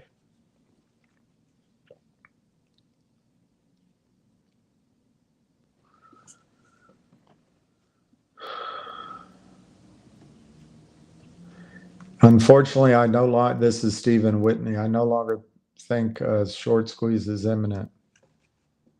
Maybe one day in the far off future, we're not close.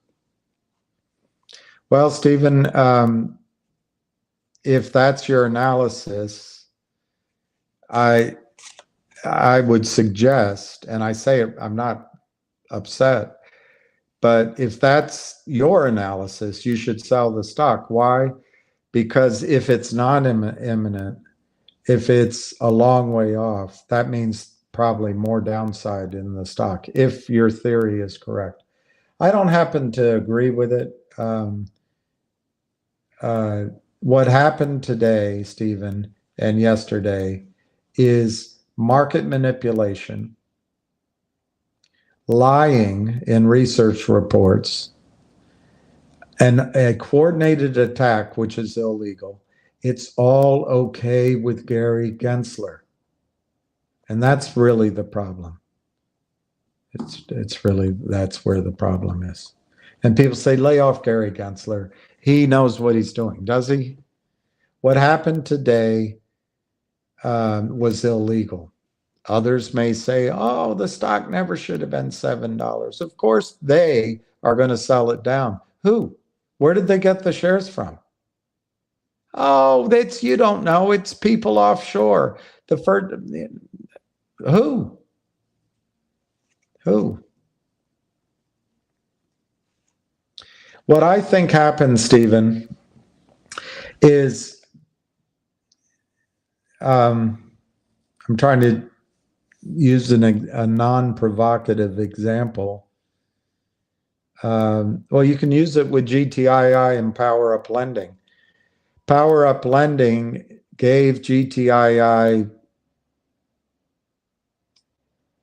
to my memory, a $74,000 note face value. $74,000 vote. Anyway, what note? They issued it with a discount to par at 68,000. So they took whatever, $4,000 for their pocket. They gave 68 grand, and then off of that they took some expenses. So I think Finger got around, to my memory, around 62 or 64 grand in the first tranche. Well, what the Kramers did was sell GTII stock. As soon as Charlie Mayo got Reiki on the phone, they started selling stock in the open market illegally. They didn't own it. Once they signed the note, which is in tranches, it had a bunch of formulae in it. Well, they drove this, they sold the stock down for at least the $70,000 they needed to give on the first tranche. But they were able to drive the price down, create momentum for it lower. They're smiling through it all. And by the time David Reichman bought the note back with penalties, 3 months later, 2.5 months later, they had sold 40 or 50 million shares, is what I understand. Or their clients had. This is how the firms like Lynn Partners, Yorkville Advisors, and Power Up Lending operate. Univest doesn't operate that way. Now, that doesn't mean, these big firms, maybe they have a rogue trader that might do something wrong. But as a $150 billion investment bank, in order to provide $25 million to Finger, they don't need to go break securities laws, by selling stock that doesn't exist, and that's against the law. Selling stock that they cover on an offering, that's against the law. Well, when the offering hasn't been created. There are things in or there used to be in offerings where you could use these green shoes, but it's all written out. It's all written out. What Gary Gensler allows in the markets is fraud. Thousands of shares, companies. And he has the audacity to say that he needs to be the regulator of crypto. The only reason he wants to regulate crypto is to protect Goldman Sachs. Anyway, Stephen, what I think the shorts today are they're all panicking about is they assume Univest behaves in the way of an underfunded pretender like the Lynn Partners. Univest has $150 billion in assets with a B. They don't have to be fakers like Lynn Partners. So the whole idea is they expect when 300 million or 25 million is raised, that Univest is going to short the stock down that doesn't exist and then give it to the company at shares newly issued at a lower price and book the profit the way criminals do in Gary Gensler's markets.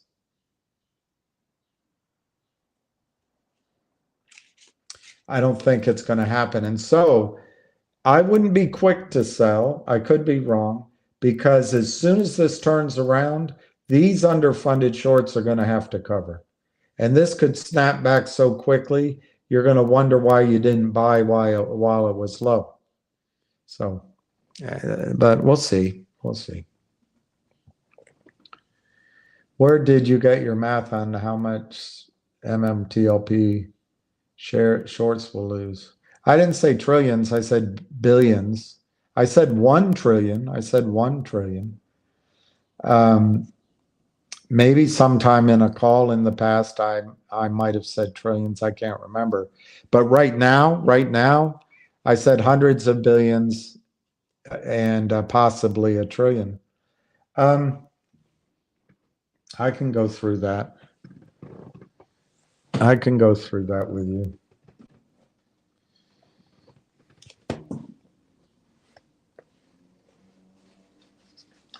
Johnny Walker, I can go through that.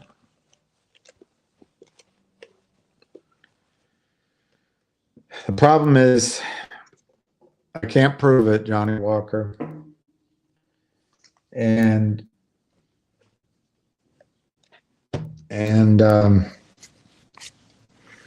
you can say, well, your numbers are all crap.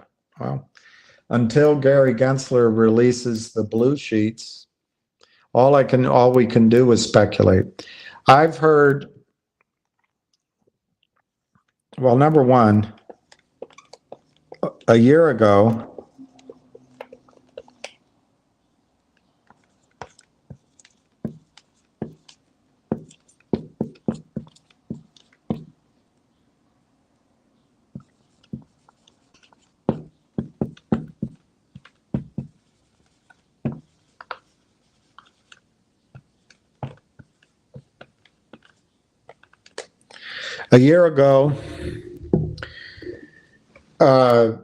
the Oro Grande project for MMT for Nextbridge had 4 million barrels of oil, 7 TCF of natural gas, a whole lot of water, 140,000 acres, and they owned about 75% of it, something like that.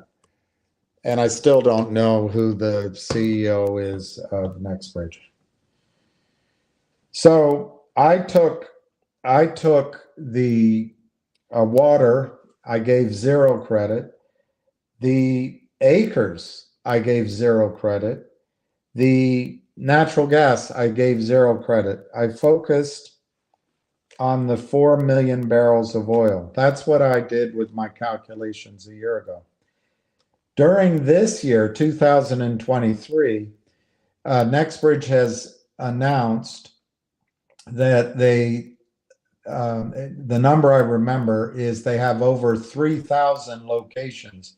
It might be much more than that, but they have over 3,000 shallow locations, which is additive to these estimates. They did hit in 5 more wells, and I think they're drilling 5 more now, or have done. They did hit additional zones in the Oro Grande, and in what I think is a massive show of confidence, they increased their own ownership of Oro Grande from whatever it was to 100%. So, Johnny Walker, I took the 4 million barrels of oil and I called it 5 million barrels of oil.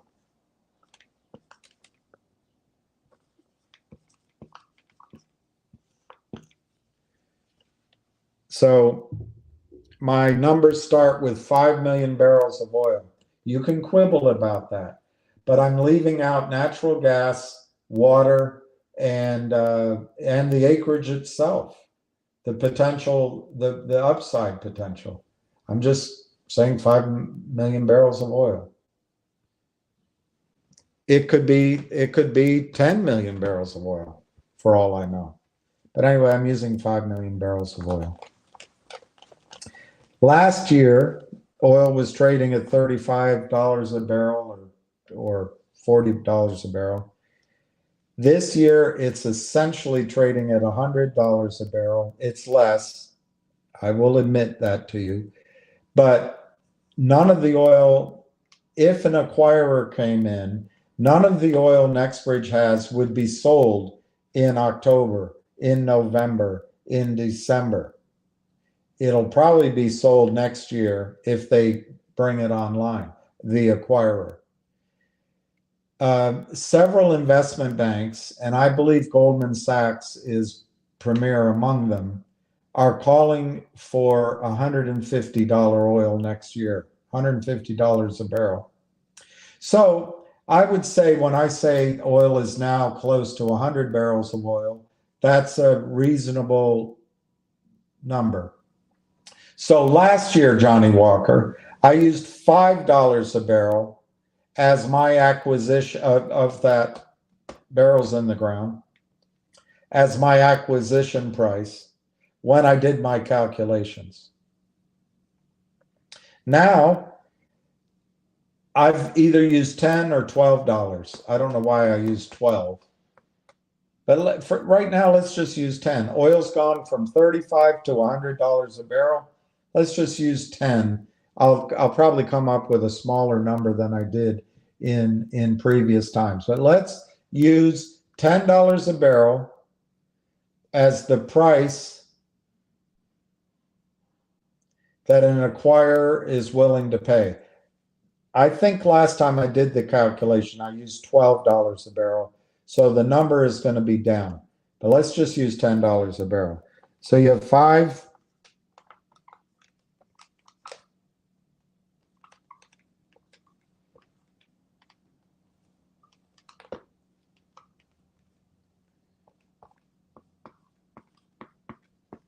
It is, because I know it is. It's going to be less than I used before,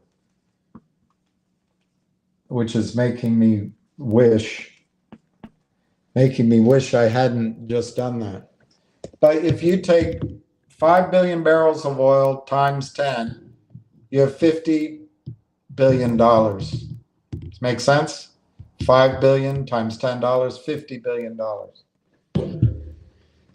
At the time that your shares were owed to you from MMTLP, Nextbridge for MMTLP, there were just under 165 million shares of Nextbridge.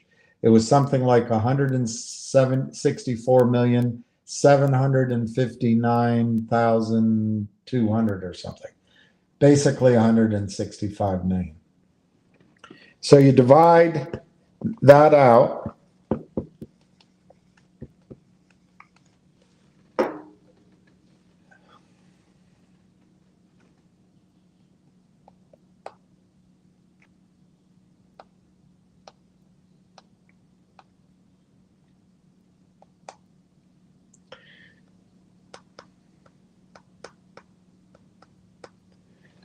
50 billion, 50 billion.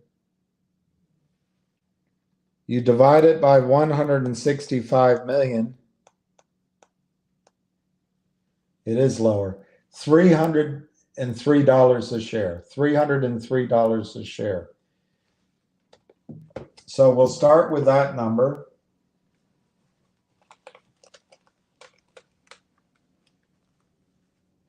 Let's just call it $300 a share.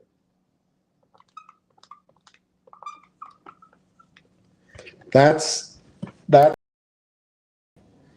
my value for the shares based on the transfer that should have been made to you a year ago. It's not really adjusted for the future discovery of oil beyond around March of this past year.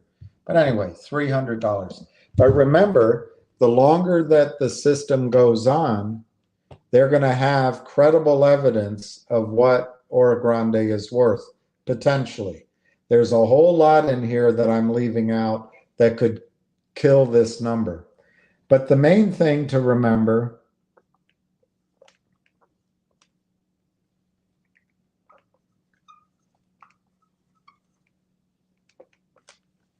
is they owe you one share over 165 million shares.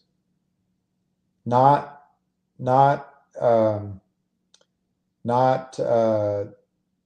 share now. A share now, when the company has 255 million shares out, is not the same. Clever lawyers might be able to argue it doesn't matter. To me, it matters. You were supposed to get this ratio based on this ratio. But anyway,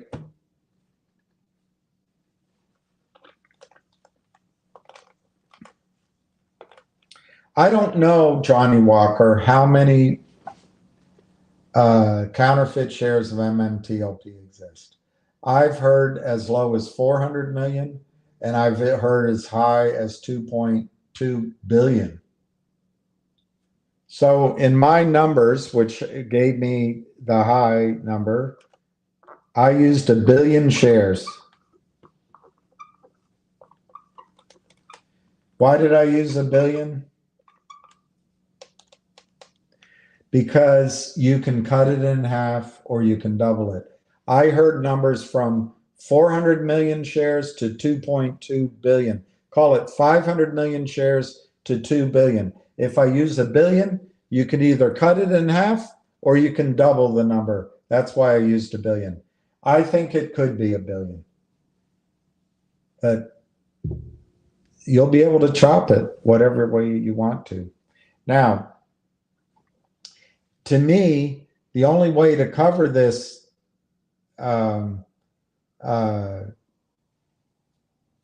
billion shares is for NextBridge to issue newly issued shares. They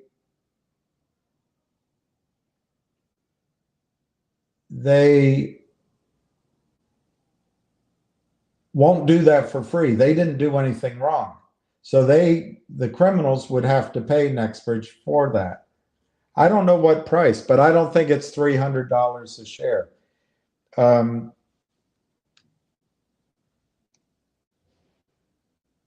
I don't know that you can simply divide that out either. Let's just use $300 a share. Let's just, I won't try to adjust it for dilution. We'll just use 300.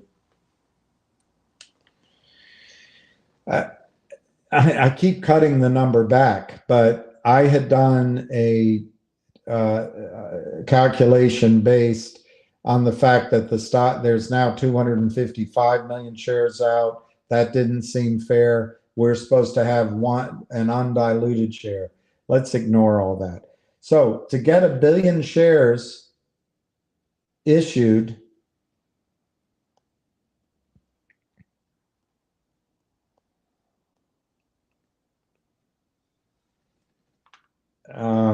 okay, this calculator's not going to do it. Let me do it with this one. No, that's not going to do it.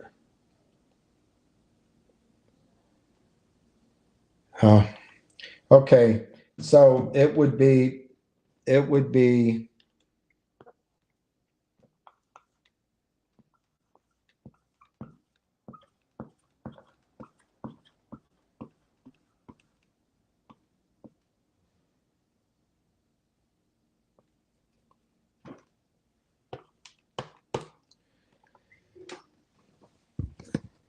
$300 billion, using $300 a share times a billion shares, $300 billion. But Johnny Walker, I am adamant, and I don't want to go through the calculation because I can't remember how I did it, and I don't want to waste any more time. I am adamant that the actual price to settle this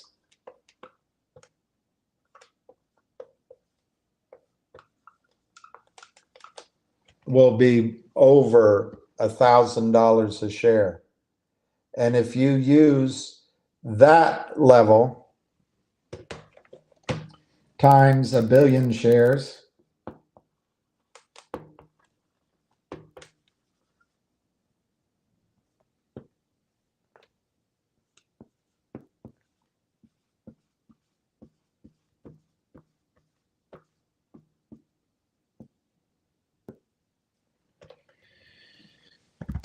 you get to $1 trillion.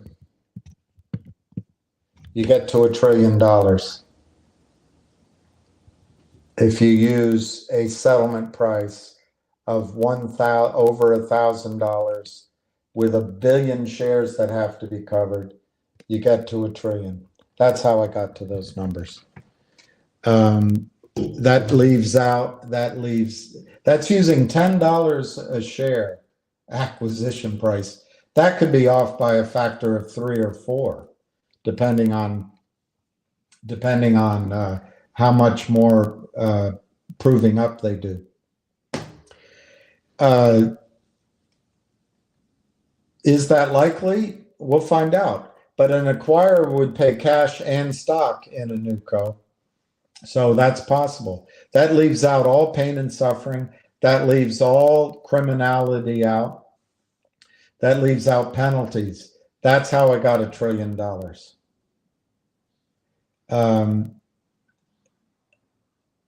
I think good lawyers could argue higher prices. I think if oil goes to $150 a barrel, and I think if they prove up more reserves, that number could be much, much higher. But anyway, Johnny, that's quickly how I came to it. What I've left out of that calculation is how I adjusted it for dilution. And right now, I can't remember how I did that because I used a higher number than the 330 at that time. Anyway, that's my answer. The estimated barrels of oil was 3.2 billion. Yes, I don't know where you got that because that's a number I recall. But on a space call, but it might have been a conference call, a range was given, and I think it was. Oh gosh, I can't remember. 3 to 4.5 billion, something like that. 3 to 4.5 billion, or 3.5 to 4.5 billion, something like that. It was higher than that number, the range, but that was in December of last year. Since then, Anthony, the company has hit additional zones. They've fully further delineated their oil field, and they announced shallow production. So, yeah, you can go with the 3.2 billion. I think you can go with 4 billion. I think you can go with 6 billion.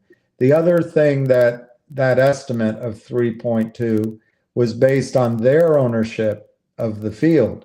They now own 100% of it. To my memory, they owned about 70 or 75% of it back then. So yeah, it's fine. You can cut my numbers down if you want to use 3.2. I guess you'd have to take a third of my numbers off, at least a third. Cut mine in half. Cut my numbers in half. It's just all back of the envelope work anyway, and it won't matter. Anthony, what will matter is the engineering report and the price of oil when the street settles up. And the engineering report might surprise you, Anthony Cordell. Exactly. Yeah, you got it. They've done a lot. They've done a lot more since. And I admit, Anthony, I totally admit that I'm just trying to give a reasonable estimate, and I try to chop it down to low end. I could be off. Of course I could be off. When I said my math, I said 5 million barrels, which is way off. I don't know about that. If you use 3.2 million,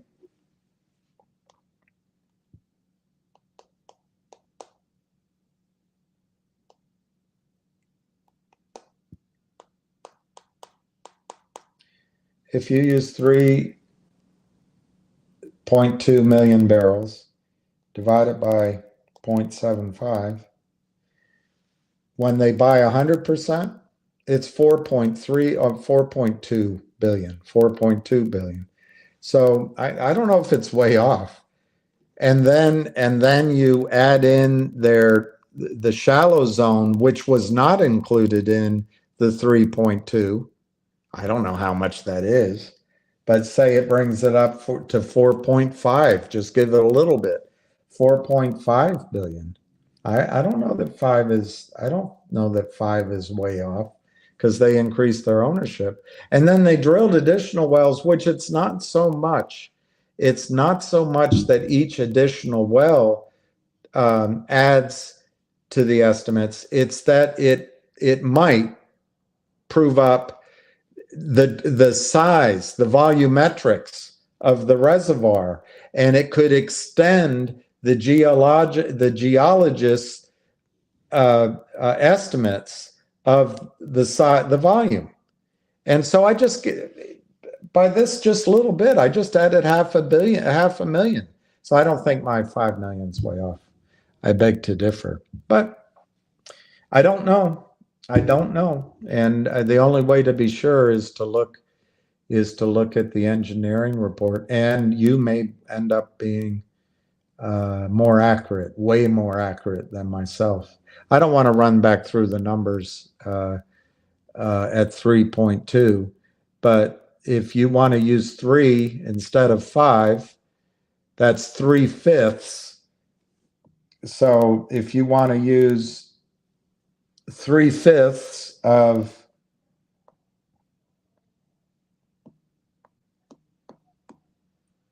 So you want to use 60% of my numbers. If you want to use 60% of my numbers, it's $700 a share. So I'm fine with that.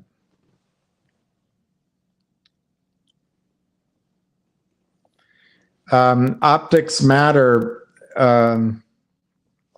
To discuss that a little bit, last quarter, Martin Shen was rightfully very proud of the fact that despite China being locked down for a good deal of the quarter, that because of Finger Motion's relationships with 3 of the top telecommunications companies in China, and therefore in the world,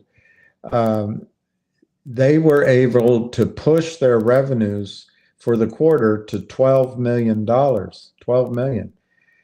Their goal, the milestone they wanted to hit was 10. The key number to look at in this coming this next quarter's earnings, which will be, of course, for the last 3 months. The COVID lockdown is over with. So I think that they'll beat the 12 million in revenue. If they don't, I might have to backpedal. But I think that's the first place to look is in the revenue.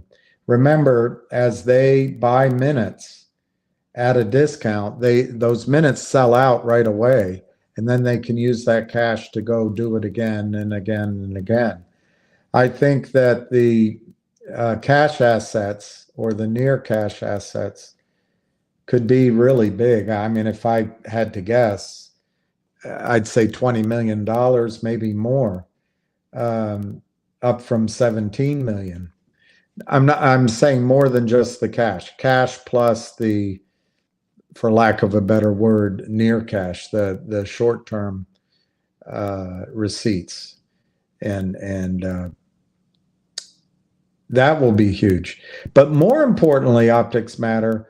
They either will be seeing some visibility, some actual earnings or actual revenue from their insurance deals, from Apple Care, or they'll be able to give guidance on where they are on those.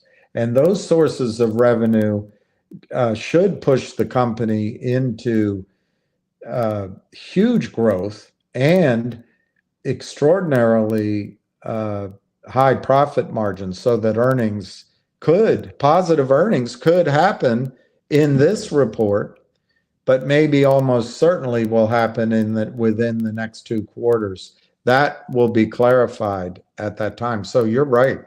Earnings for Finger on October 15th, I think, are going to be blowout. When I say earnings, I think it's probably more important to focus on revenue, cash flow, because earnings implies they've broken even over this last quarter. That might not be true. It might be next quarter or the following one. But revenue and cash flow, I think, are going to be ginormous. It's going to be really pleasing.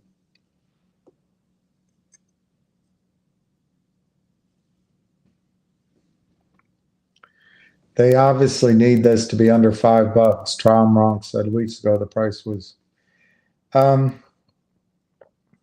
David, I would say what they're trying to do is blow out margin accounts on retail.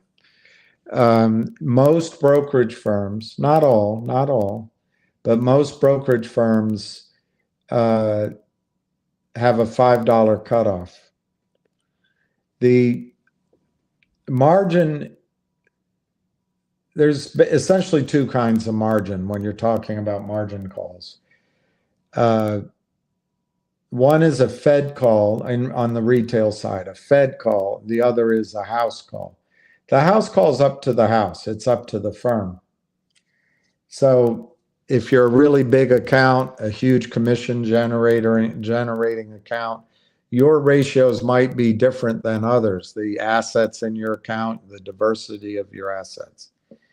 But for sake of argument, just to keep it simple, most brokerage firms at $5 a share allow you to borrow against your shares. Your stock becomes marginable at $5 a share. Under $5, you need 100% maintenance requirement, house requirement. Your house requirement is 100%. Your requirement above $5, the house maintenance is 50% equity, 50. So if I had to guess what's going on here, David, is if they can get it to close below 5, they move the margin stress from themselves temporarily to people who purchased finger on margin over the last 3 or 4 weeks. Because if people, even if they had a small margin balance at $7, and even if they're at 60 or 70% equity, if the stock's 510, if the stock goes below 5, the House may say, we need it's no longer marginable. We need 100% of the value of the stock in the account.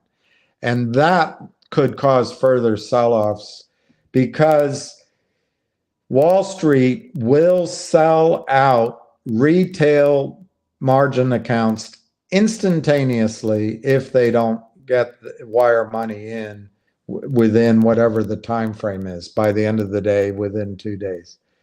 Wall Street under Gary Gensler will give the criminals all the way out they want. But that's what I think. I don't think the $5 has anything to do with Tom Ronk. I think they want to test. They want to test if margin accounts on the retail side are going to have a wholesale liquidation. It won't happen in one day. It'll probably take a might be spread out over several days if it happens. That's what I think they're probably trying to do. I don't think they'll be successful, but man, I do congratulate the clients of Jeff Easton. They're very powerful. They're showing that their selling can be relentless, and that they have no fear of repercussion. And I can hear in my ear one guy saying to me, yeah, it's not shorts. You got to get off that. It's not shorts. It's legitimate. They borrowed the shorts. Well, we know from yesterday they couldn't borrow any more shorts. Oh, well, it's somebody that owns shares. Well, I'm pretty confident I know from others that most of the shares are spoken for in finger, the shares that are held at the DTCC. So this selling today is clearly stock that was not located today.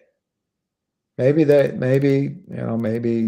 get an exception and they can cross it, or that anyway. Anyway, I think the reason they want $5 is to turn it into a non-marginable stock.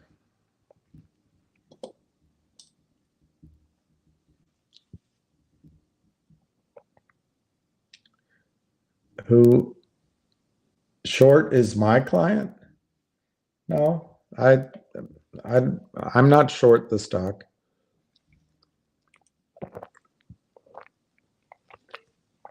I'm not paid by shorts. I don't represent shorts. There's a lot of people out there, Roger, that I don't trust, and I got to admit, you might be one of them. This is a lot of money involved in this crime. It's trillions of dollars. And when that much money is involved, I don't trust anyone. But there's probably a dozen people, maybe 20, that I've grown to trust. But I can tell you this, you don't have to trust me. But one person who I know is not working for the criminals and is not working for the shorts is me. But you don't have to believe it. But I know that. I know I'm not doing that.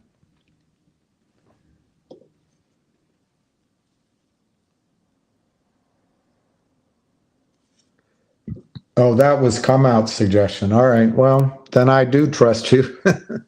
I don't trust come out.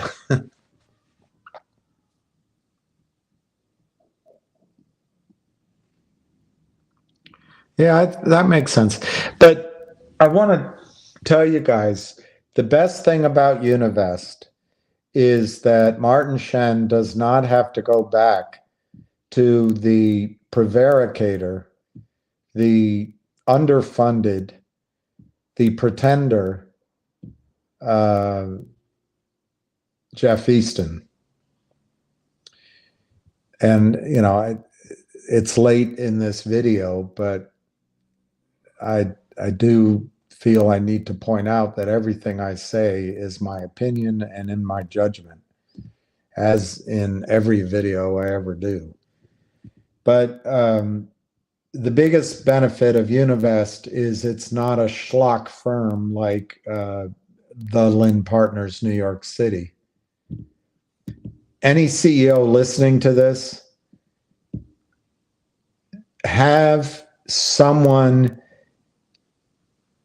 in your back office, particularly a new hire, go, because they know how to search things on Google, just go follow the stock price of every single client the Lynn Partners helped. Be careful.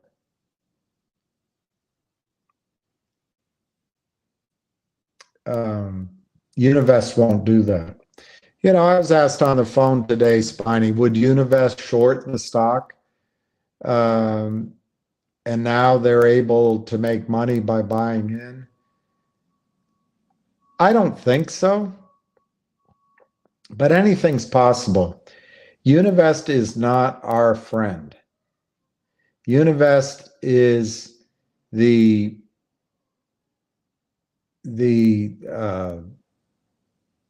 rhinoceros crossing the shark-filled or the alligator-filled Nile River, and we're on top of the rhinoceros. Is it possible that Univest is using back and forth strategies with their computer? Sure. They may have their trading strategies. But I think Univest is for real. They're not a pretender. The Lynn Partners syndicators and the Lynn Partners clients, I don't know if you would call their clients pretenders, but their clients violate the law. Oh, you can't say that. You don't know. I'm tired of trying to be fair-minded. There's the criminals are not fair, and I'm not going to be. Univest is not showing their hand. I personally, somebody bought today, but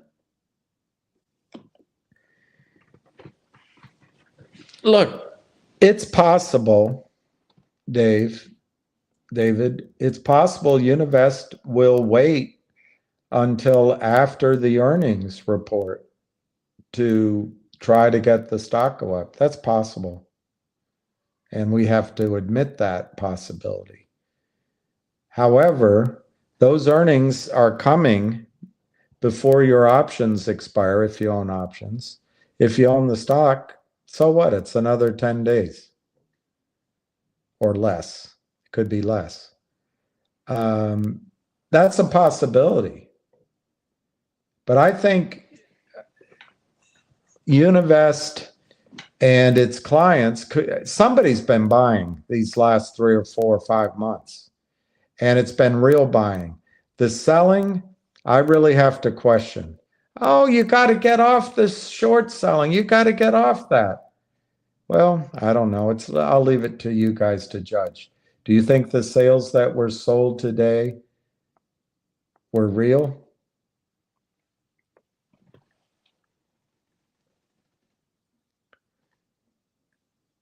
That's exactly right. No one knows. I have no idea what Univest is doing, and no one knows. And they're not going to say.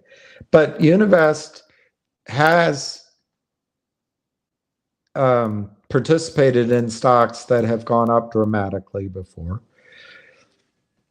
they have thousands of high net worth clients. They have institutional clients. They've been working with finger motion for a while. So it would make sense to think that something might be going on. It's just we don't know when. We don't know when.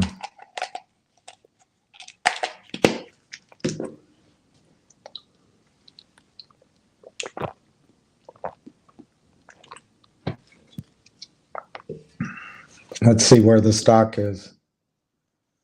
We've got half an hour, so I guess they'll close at under 5. Is that what you're saying?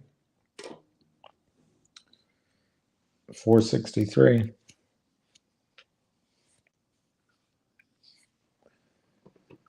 Well, gentlemen,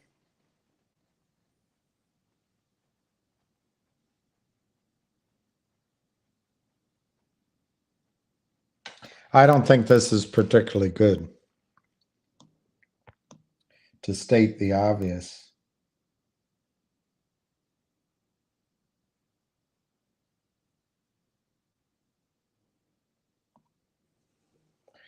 I don't think it's particularly good for the the next day or two. But I didn't expect the stock to be down over $2 today. In a day or two, it might be up $2, and I'm going to tell you, I don't expect that. This is devastating today. And I got to put my hat off to Jeff Easton's clients. It's a job well done. They've taken $10 million off the market cap, and they've got the cover of that crap research report that they got published, and they read the SEC a lot better than we do. They know the SEC will do nothing, and I guess I still have some faith in the system.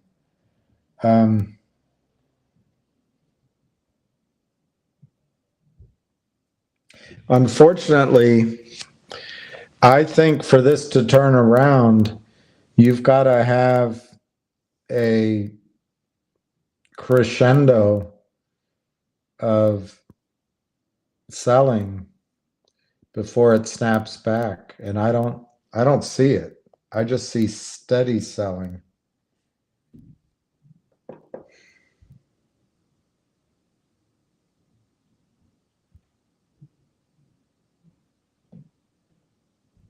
I don't think it's going to recover soon, unfortunately. And like I said to Dave, I think the next selling that'll come are from accounts who are on margin, who can't meet the margin calls. So unfortunately, this is Tuesday or Monday. Tuesday.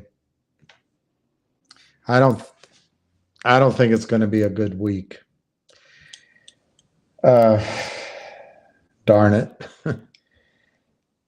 What I do think is for people buying shares, this is a great time to buy. And for people buying calls, for buying them, the October still makes sense, but maybe you use this cheaper price to buy the November calls.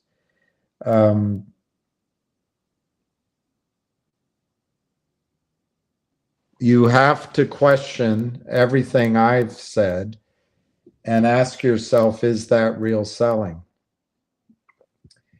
Did Univest buy, did whoever was buying over the last 3 months buy stock and then sell it at 7 as it rallied? It's possible. It's possible. I don't think so. but you got to look at all sides of it.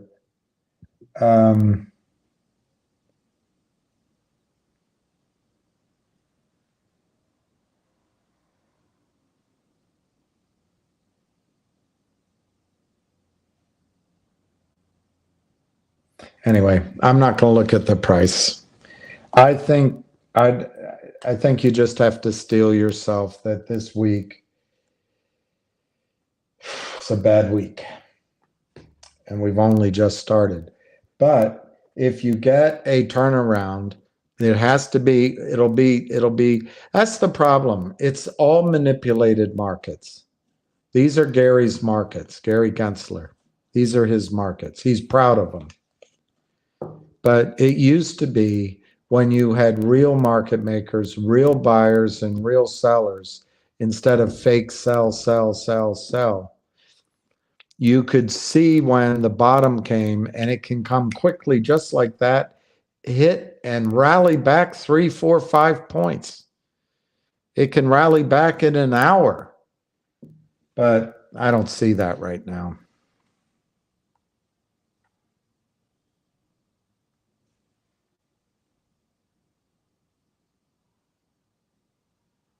It's more likely, right now, it's more likely that we need to see a sharp sell-off in the morning on volume, and then it snaps back. What volume used to tell you is if there were a big seller, a seller who didn't care about price, just get me out, get me out, get me out. Finally, they would just dump it. The stock would just crash, and it would snap back up as soon as they were out of stock. Now these markets under Gary Gensler have no price discovery at all. They have no price discovery at all. And the selling is just fake and relentless. And there's people out there that say, hey, it's hard to do. You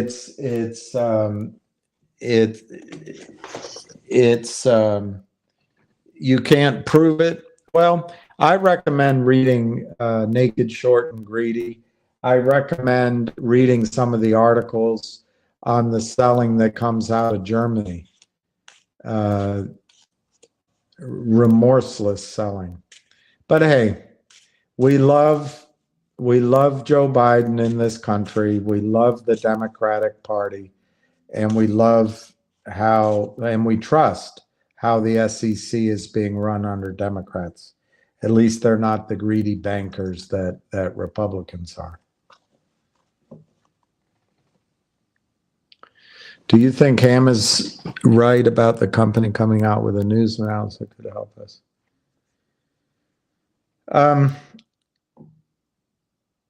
I think after this kind of price action based on a SEC allowed, it's not like they looked at it and said, okay, but they create the environment that it's okay to do this. Yes, I think the company will come out with something. But this is an extremely cautious management team. They never move quickly. They never act precipitously. They never act with emotion. They're very careful. That's how they've built up such a great company. So whether it comes out tonight or not, I'm not sure, but I bet it will come out within, I'd say sometime tomorrow for sure. I also expect it'll be very, perfunctory. Hang on.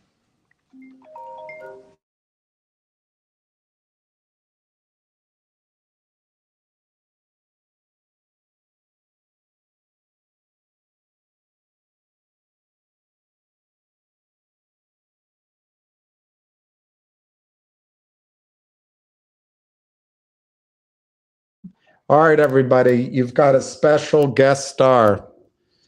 Special guest star. I'm a big star, Ham. Anyway, Ham. I just secured the truck.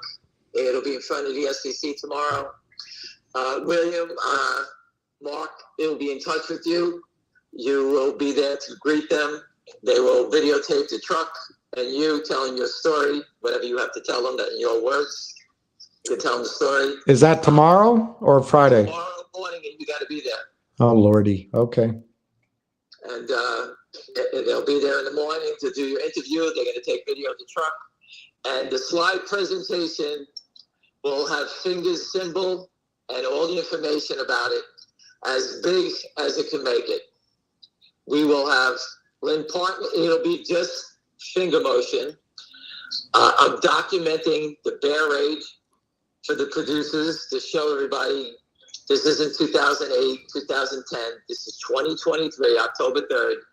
In real time, we're documenting the bear raid, the criminal bear raid by these animals. Okay? They're buying puts. They're doing everything they can to try to drive their stock lower. I have friends. Everyone's buying the stock. No one I know is selling it. They're buying it. Okay?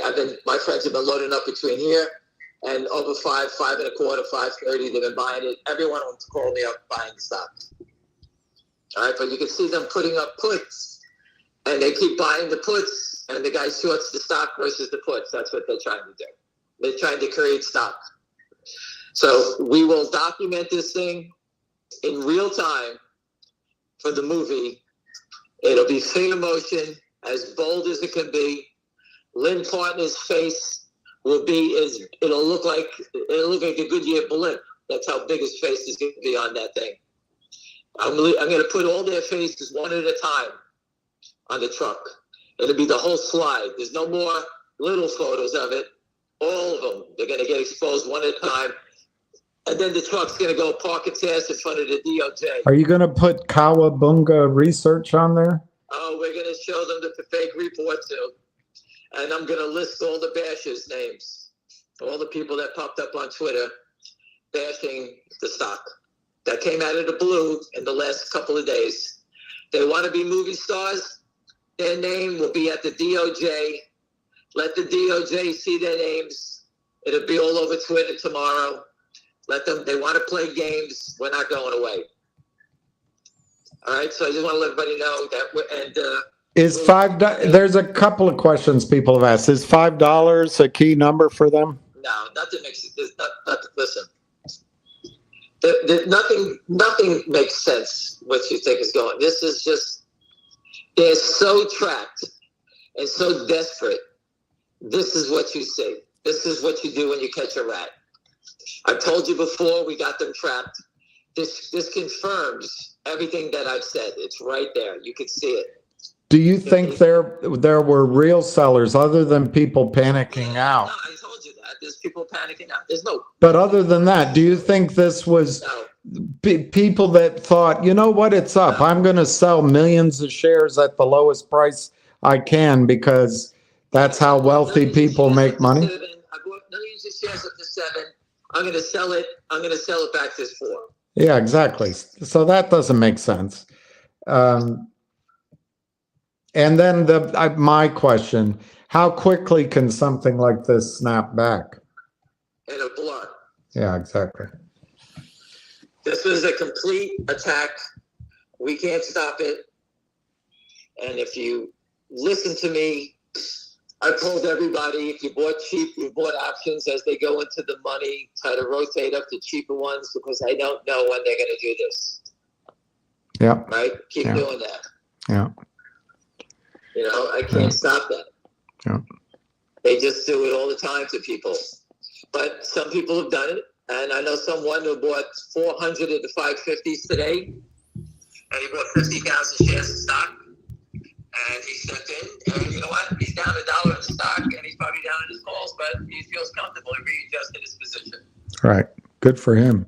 And, you know, I'm not a player like that anymore. But that's what he did. Have the shorts saved themselves from a margin call? Absolutely. Listen, if you're so desperate to go out and write a negative research report, get it. They were attacking it before the research report came out. They were front running the research report. Chuck Donal bought 5,000 shares today. Thank you very much, and we're not going away. I can't guarantee you a victory, but we're not going away. We're doing everything in our power. All right. West Christian, they told me they sent my consultant agreement, whatever I get from the lawyers, they're sending it to the movies. I think it was $10,000. That I did consulting work for the law firms, exposing naked short selling. So if the retards are listening, I get paid to exploit and show these guys and show what they're doing. Expose the criminals. That's what I get paid for. And sometimes it's in different stocks. But you were so nice enough to do it in finger motion, something that I watch all day long. Thank you very much. A guy on Ramirio is telling us, a guy on Twitter by the name of T-Dog has been posting that you guys are a fraud. Yes, I'm a fraud. Tell him to meet me we'll meet us at the police tomorrow. Yeah, by the way, T-Dog, I'll be at the SEC tomorrow. Yeah, where is he? Come on, T-Dog. Where is he? Listen, people. You're listening to people that are stealing your money. That's the best part about it. That's how much the balls of them to stand here. All right. If we were frauds, come to the SEC and show your face.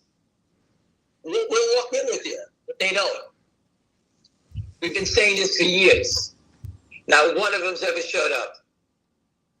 So when you see someone posting that we're frauds, you can either say yes, they're both frauds, or B, you know what? These two fucking guys go to the SEC, put a truck in front of the SEC, call out the criminals, report everybody every day. What two guys that are frauds calls the police on themselves? Nick Jeff is asking, do you think instead of the SEC, should we call the FBI? The FBI knows about this already. You need the SEC to step in first. This is complete. This will be documented, and within a month and a half, it'll be all over your TV. And it's going to be finger motion, jammed right down your throat, and we're going to expose these characters. The intraday attacks, I can't stop. The slow march up, like I told you, the slow march up is a killer, and it was killing them. And they were so desperate that the only way to knock the stock down is to attack it as fast as possible. Create this attack. You have a great memory for these things, and I just remember in general. But I know that there's been several of these so-called squeezes or runs where the stock was actually pushed down, and then all of a sudden it ran. I put that up many times. There's stocks, they got it down on the day. The next day, they're down $3. The next thing, they're up 30. Right. These guys need to cover. They want the stock down. T-Dog wants the stock down because if the stock starts running, they want people to sit there and say, hey, I paid $6 for it. You know what? I'm even. Let me get out. That's the best seller. This is, see, people actually summarize things really well. De Hobler asks, when your choice is jumping off a roof or selling counterfeit shares, which are you going to pick? Thank you very much. There's your answer. That is 100% what's going on here. Thank you very much. You said it in the most precise way possible. That was very, very good. There's someone, I'm not going to say his name, who's participating in a space call as a speaker with PB Soups, who keep talking about the dilution warning of finger. I'm not going to, this is a good list. This is an excellent supporter of us. What I have to say is, hey, you know what, PB Snoops, whoever the hell you are, show us the proof that the company's raising money. When you have the proof, they will believe you. Until I see the proof, all right, then I don't see it happening. The company said they're not raising money down here. I'm going with the company. Why would a company sell stock down to $1? It's traded 4 million shares. If they wanted to, they could have sold 1 million and took in $5 million. Did the company selling this stock to mark it down? To hurt his shareholders for what? The company's got money in the bank. Go look at their fundamentals. Go look at the money in the bank. The company has money. I like this idea from Wiseblood. Shorting a stock should go through a clearinghouse that locates shares. No market maker should be granted permission. I like that. Transparency. I like that. Listen, forget it. The system is broken. It's a disgrace. I told you, unless you're fighting in a battle like this, run away. I'm the first person to tell you, run away. Or, if you like, team up with T-Dog. They'll pop up in a little while in another stock, and they'll rape it and kill all the people in here that look just like you, steal their money, and you can go out and have a steak dinner and be happy about it. That's what they do. How did this fake article get posted to legitimate news outlets and brokerages? I suspect, because I've done it on companies before, you just pay to get your news distributed. You got it. That's what they did.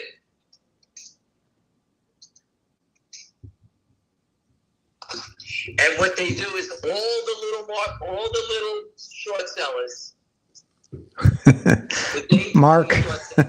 Mark says that, William, you need to cheer up because you're coming across like a depressed dog.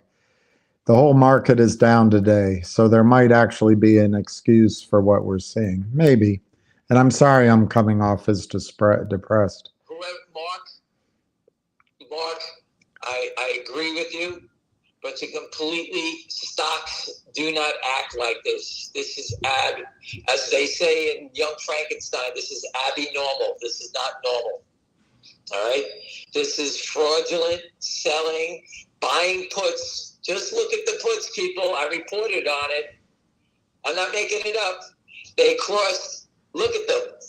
In this month, 1,000 of the threes, 700 of the fours, 3,500 of the 4.5s, the 4.5 puts. So what they're doing is they're shorting the stock and buying the puts. That's all they're doing. And then you go out to next month. They bought 2,000 of the 2.5 puts at 10 cents. Do you understand? They're trying to just show these numbers. These are way out of the money puts. This is the Bear Stearns trade. And you say, what the fuck does that mean? Back in the day, Bear Stearns was trading. The stock was $60. That's when the brokerage firms were under attack. Someone bought thousands of the $30 puts for 25 cents. Thousands of them. You can Google it. Bear Stearns puts. The stock went from 60 to 0. They began to bear rate the next day after he bought the puts. The guy made $30 million on puts that were 30 points out of the money. That is the Bear Stearns trade. All they do is try to scare people about doing that. Buying puts, it's going down. Hurry up. Look out below. Look at the puts trading. It's an old scam. And that's the best part about when you listen to me. I'm repeating history. History is repeating itself right in front of your face. But again, one guy asks if when earnings come, which you can comment, I think they'll be good. Won't they just come out with another hit piece? Part of the reason for the hit piece, it's not that the hit piece triggered selling.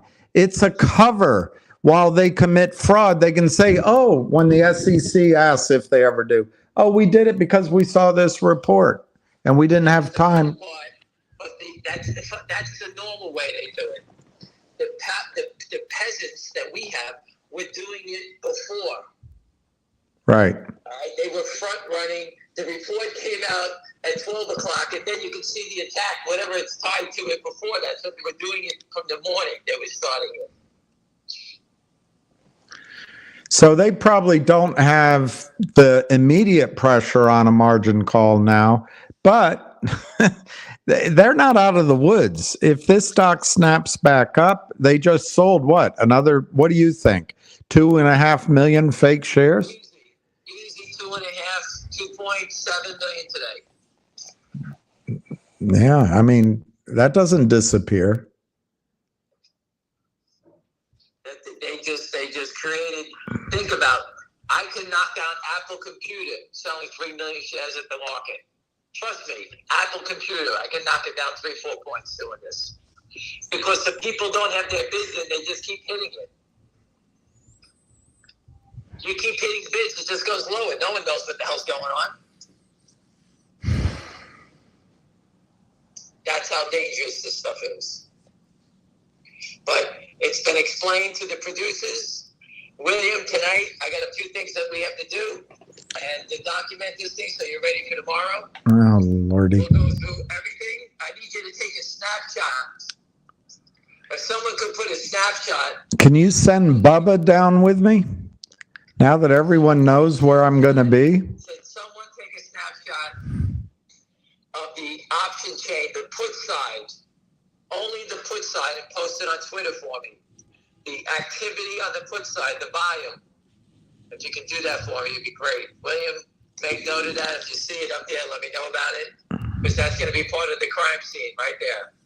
I don't know how to do that, so hopefully somebody else. Of the put side, anyone who has a trading platform, take a photo of the puts, not the calls. All right? And just post it on Twitter for me.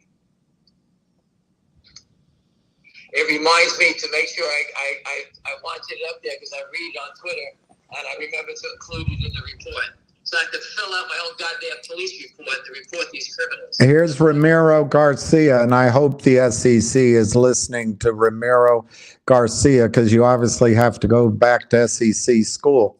A bear raid is an illegal practice of colluding to push a stock price lower through concerted short selling while spreading negative rumors about the shorted company. There you go. Thank you very much. And you're watching it in real time. This doesn't mean they need to buy back these shares. They're pressing the bet. They're hoping that people panic out. That's all they're doing. They just keep offering and offering and offering. This is how they do it. Anyway, William, I just want to let everybody know we'll have it tomorrow. It'll be brutal. We're working on the slide presentation. William, comb that goddamn hair. Take care, comb your hair. How's that one, William? Comb my hair? Take care, comb your hair. Thanks. All right. Thanks for the advice. I apologize for the fraud. I can't stop it. For the people that follow the bashes, you're out of your mind. They're criminals. Do you remember how to comb hair? There is no one, you hear me? No one could predict this type of movement in his stock and say, I told you so, because the company's diluting. Without any proof, without any information, they're full of shit. All I can say is we must have gotten close to their vital nerves or their vein that's going to bleed out because they fought back with everything, all guns blazing. That's what they did. And you know what? This is the 6th time they did it in this thing. We're not going away. Yeah. And we're just going to keep going until we get the regulators to lock these guys up. And that's what's going to happen. And the cravers are put on the back burner because I'm too busy fighting these thieves now. You know, maybe I could throw a few slides in there with the cravers too. Might as well throw them under the bus also. Sorry.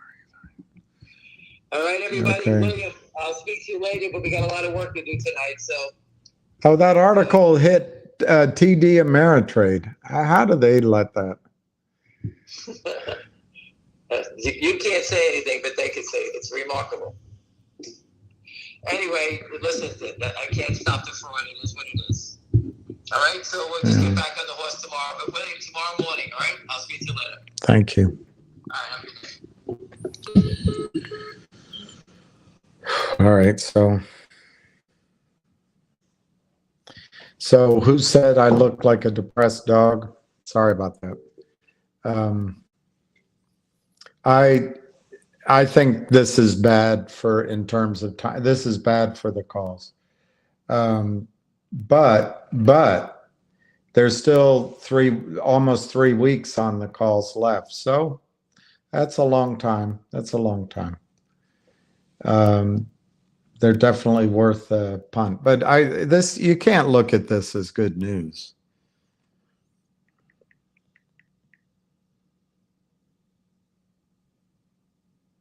It's very impressive, though. You have to be impressed by the sheer power of it. And it would only happen because the SEC does nothing to enforce rules in existence. You don't have to create a new set of rules. And for people that say there's no shorting, where did this stock come from? Where did it come from?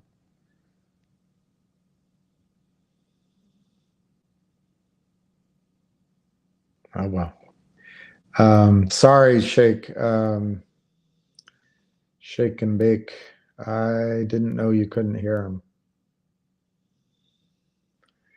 It can go up just as much as it dropped tomorrow. I don't think tomorrow. I don't think tomorrow.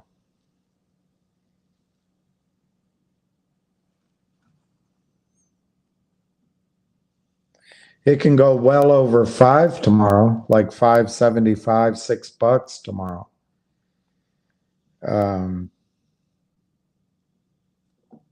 But Lauren, they're very likely tomorrow morning to hit it hard, to try to hit it hard. It closed at what, 461? Why not go for $4? No one's stopping them. No one's stopping them. And they'll have a professor or somebody call up Gensler, if Gensler even cares. Oh, this company, it's China. That's the problem, China. Oh, this company, they've done a lot of private deals. This company, these are good clients. The sellers are good clients. Oh, sure, they might not have located it, but they'll take care of it. So you're saying it's okay to sell stock that doesn't exist without locating. After it's down, you can buy it back. So in Gary Gensler's world, the markets are as tilted as an Alp.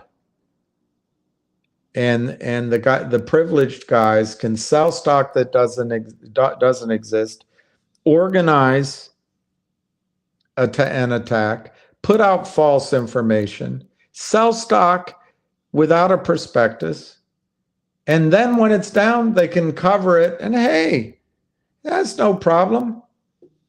The Letitia, whatever her name's, going after Trump for paying back all his loans early. Hey, there's fraud. But she doesn't go off after this fraud happening on the New York, well, this is the NASDAQ stock exchange.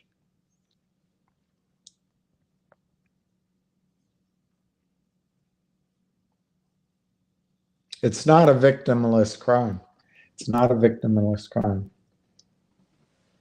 Deacon Blues, finger will open above 5 tomorrow and run to 6. I don't think so. I think they'll try to get it down to 4. But Deacon Blues, at some point, the rubber band is going to have been pulled back way too far. And it'll snap back just like you say. And whoever said it earlier, it'll go back. I think it'll go back. What's this? 4 hours of destruction? You know, it could get back to 750 in 40 minutes. But they did a lot of damage today. They caused a lot of doubt. They got rid of one of the catalysts, which would be their own buy-in. Temporarily, they got rid of that. And to the extent that there were big buyers around the world ready to jump on it, you know, this isn't like Walmart. if you hear that in aisle 9, they've just discounted the new beanie boy, beanie girl toys by 40%. What was it down? I can't tell what it was down. But anyway, by 40%, everyone run over there and buy them, and there'll be a crowd around there. But in Wall Street, when a stock's down 40%, no one buy it. Everyone's like, oh my gosh, things are bad.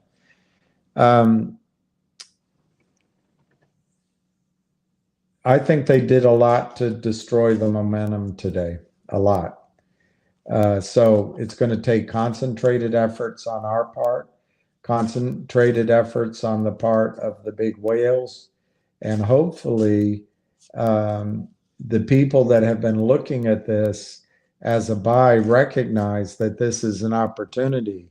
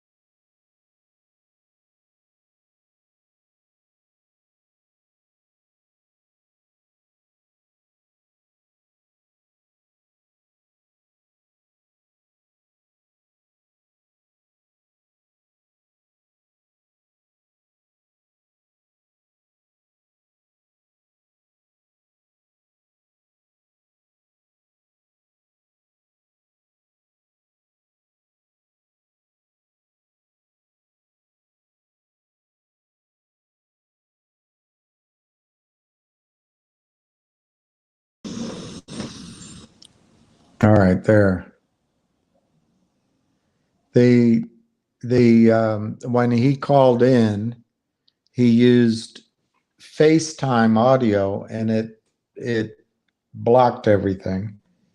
And then when I tried to get back, I couldn't. And then the gentleman, he had a gentleman on who he wanted you guys to hear, but the gentleman said, I don't want to be, I don't want to be live. So that wasn't his exact words, but he didn't want to do it. So anyway, I had to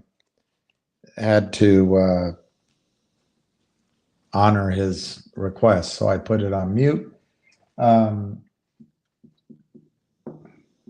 Look, I don't think this was good today. This was a $3 attack, and I think it'll go down tomorrow morning. But I think the earnings are going to be excellent. That's less than 10 days away. I don't think Univest is a schlock firm at all. Exactly the opposite.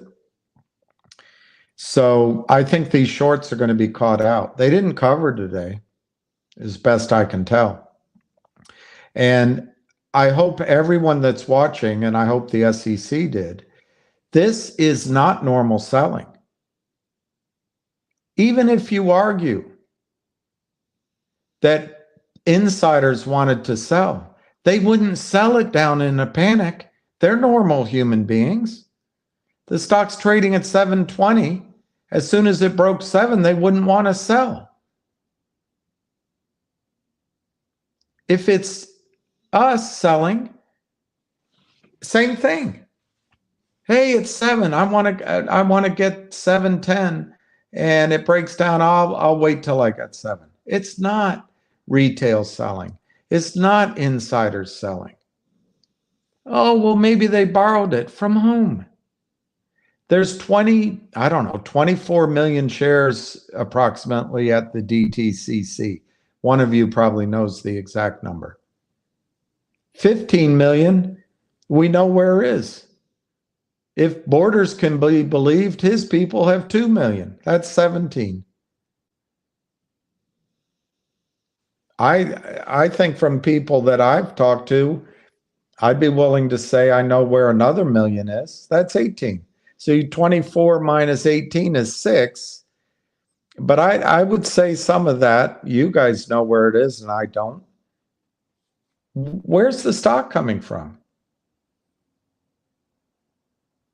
I don't know. I think Gary Gensler should be ashamed of himself. That's my opinion. And people are going to say you have to lay off Gensler. All right, I'll lay off Gensler. Maybe he's being misserved by the people that work at the SEC. But it's all fraud. It's all fraud. I don't know how much more of this I'm willing to do, because I'm being accused of being a pumper. I'm not here pumping. I'm not here pumping. And if this is morphed into somehow I'm a pumper, that was never my goal, ever, to pump.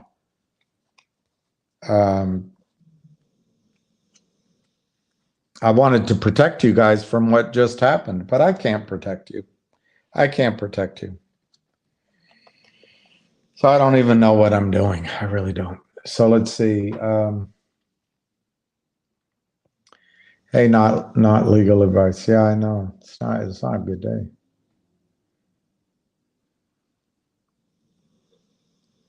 Thank you, Scott.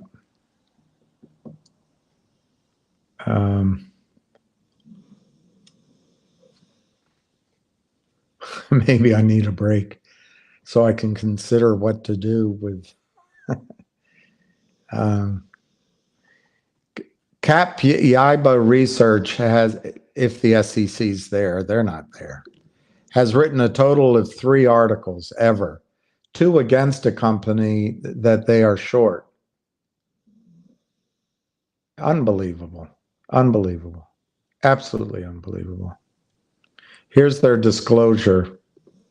Disclosure, we hold a short position in shares and firmly believe that its equity will crater as extensive dilution is inevitable. Otherwise, it is likely that the company file for bankruptcy. You know what, SEC? They can do this under your watch. They can create the extensive dilution. It is circular. They can come out with a report and say it's going to have extensive dilution, and then they can sell endless amounts of non-existent share. And at the SEC, it's on you. And you do have the computers. You do have enough money. You do have the people. You're just captured.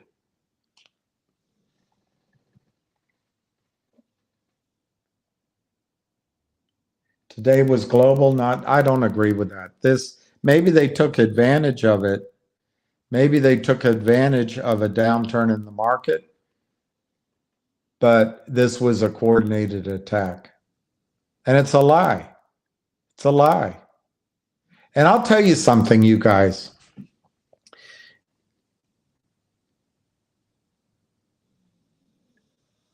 For whatever people say, and there's people that say this and that about him, the guy knows by watching the market, he knows his quarry. He sees what's happening.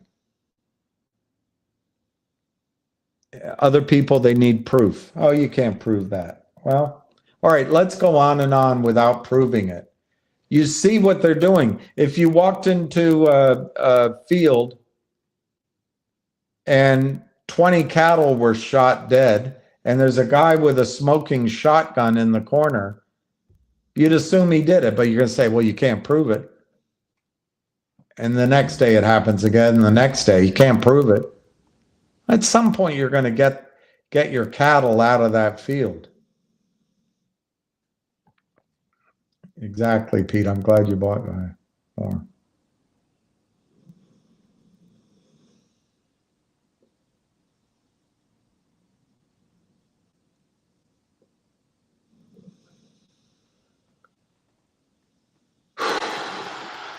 They have to steer the narrative and deflect. You, Ham, Busy, Ace, etc. are the targets.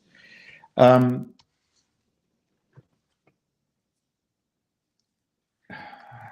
just, this wasn't a good day, though. This was a disaster. So I don't want to sugarcoat it. I do not want to sugarcoat it. There's nothing good about today. And in normal situation, it's going to take a long time to recover here. I would say weeks or months in a normal situation.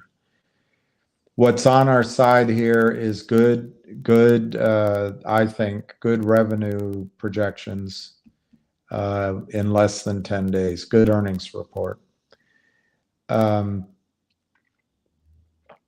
I think a lot of big boys who might have been looking at buying might just step aside and say, you know, let's see how it trades out.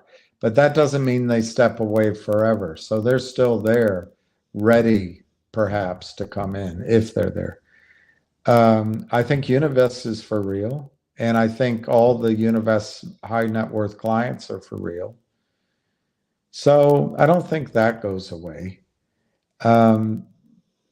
This is an attempt, like Jenny says, they want to steer the narrative. They want to create the narrative that this company isn't worth what it's worth. That and they have a crap report out there that the SEC doesn't stop that kind of thing. This happens all the time, SEC, and you do nothing.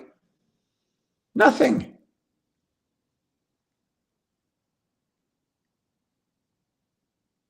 We need to change the SEC.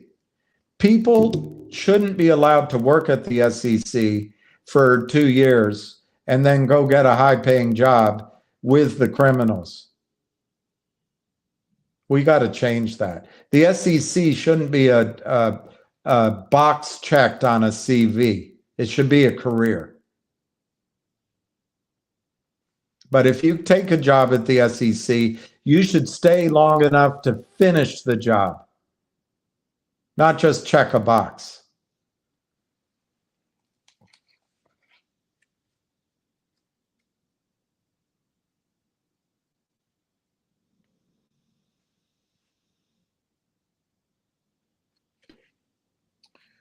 I can't find a good one. I can't find a good one. Can't find a good one.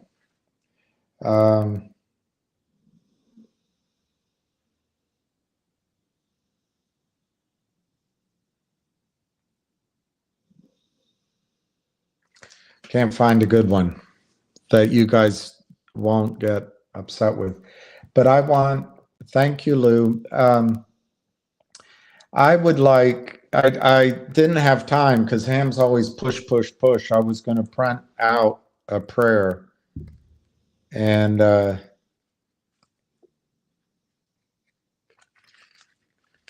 there's a prayer to Francis that's excellent. But it's not what I want to pray. And you guys know much more about God than I do. But oh,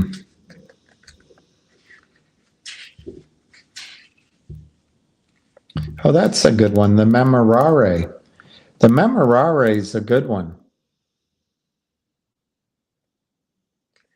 The Memorare is a good one. I'll read that. Remember, O most gracious Virgin Mary, that never was it known that anyone who fled to your protection, implored your help, or sought your intercession was left unaided. Inspired with this confidence, I fly unto you, O Virgin of Virgins, my mother. To you I come. Before you I stand, sinful and sorrowful. O Mother of the Word incarnate, despise not my petitions,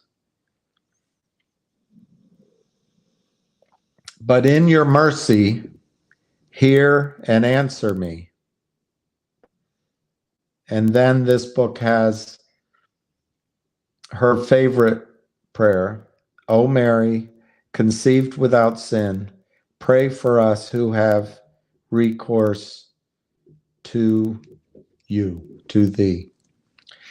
I say that prayer right now for Jenny Lefkovich.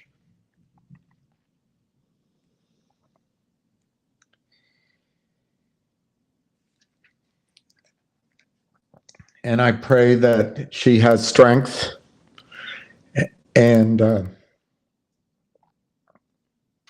support and the love of friends and the love of God as she goes through her difficult challenge this month, toward the end of the month. And I'd like to ask each of you who have better abilities than I do to pray for Jenny Lefkovich and her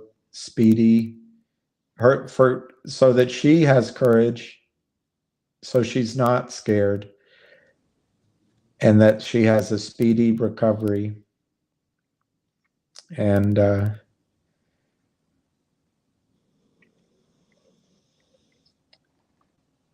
grace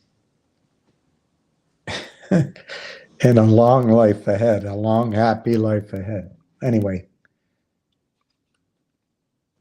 I'd like everybody to think of and pray for Jenny Lefkovich, who is going to be just fine, but I still would like it if you said a prayer for her. Thank you.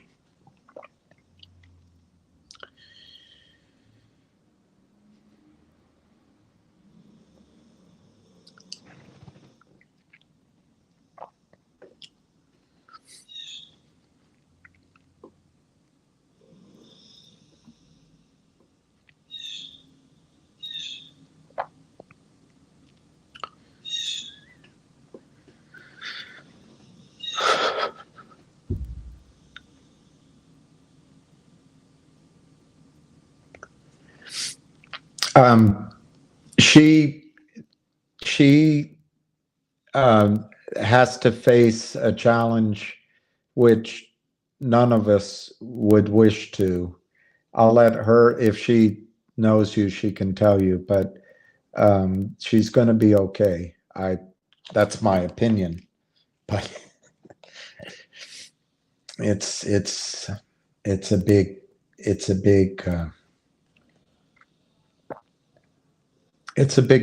big thing. And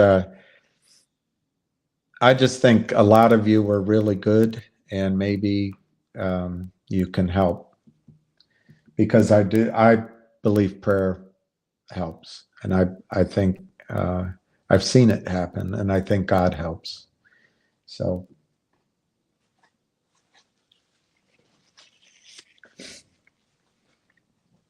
it's the only thing I know how to do in this situation. I wish I could do more.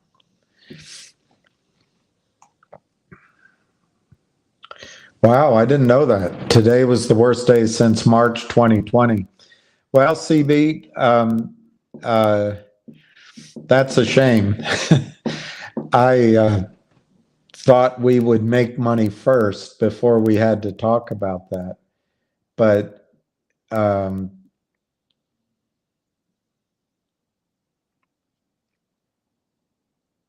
what's happening in the market is potentially the bond market is rolling over. And if you think there's counterfeiting in the stock market and leverage, you know what? I wonder if I could find it. I'll find it for another call. But I was listening to another podcaster who I think is terrific, Manarino, and he was pointing out that the commercial banking system is essentially bankrupt. There's nothing there. In another article somewhere, I'm trying to remember where, I read that for every dollar in the banking system that you deposit, there's half a penny in reserves.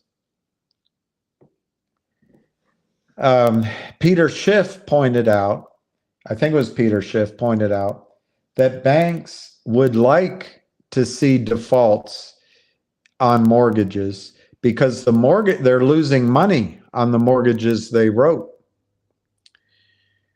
I think what's happening in the bond market right now is young traders thought that 4% or even 5% were numbers they hadn't seen in a long time, and they went and grabbed them.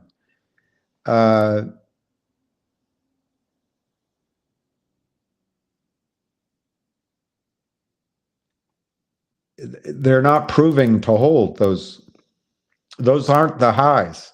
So there is fear, I think, in the bond market that we're going to see much higher interest rates, but more importantly, the higher interest rates are going to be sustained. And if the bond market goes down, the equity market doesn't have a chance, doesn't have a prayer. But CB, I was hoping that would wait. The problem with the stock market is it never waits.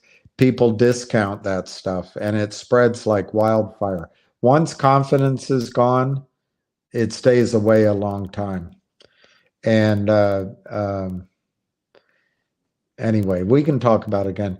Yes, Dennis, it was Catholic, and I'm sorry for that. I don't mean to impose one religion over others. I'm not sure that Mary is what's the word, revered in non-Catholic Christian faiths, and I'm not sure She obviously in a Jewish faith. I don't know.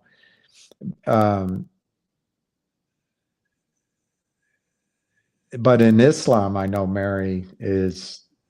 I think Miriam is mentioned more, maybe the most in the Quran. I don't think atheists would necessarily follow her. So I don't mean to impose anything on anyone. I really don't. So I hope, Dennis, I didn't offend.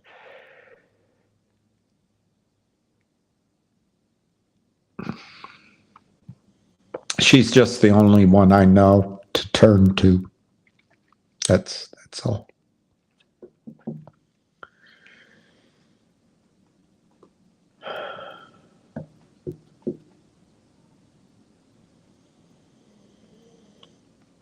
Did not legal advice do a good video?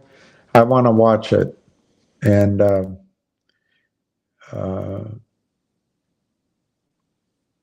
I don't know if that's to me, but yeah, sure.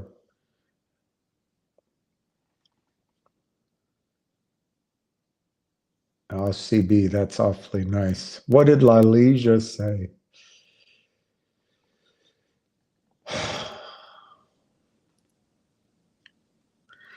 Jenny, the people from the SEC are from hedge funds and brokerages already prior to getting their job.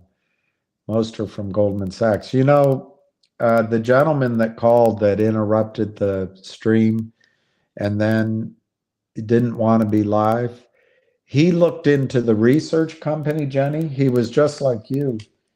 And he said that the name that he found was Ellen Pao, I think PAO.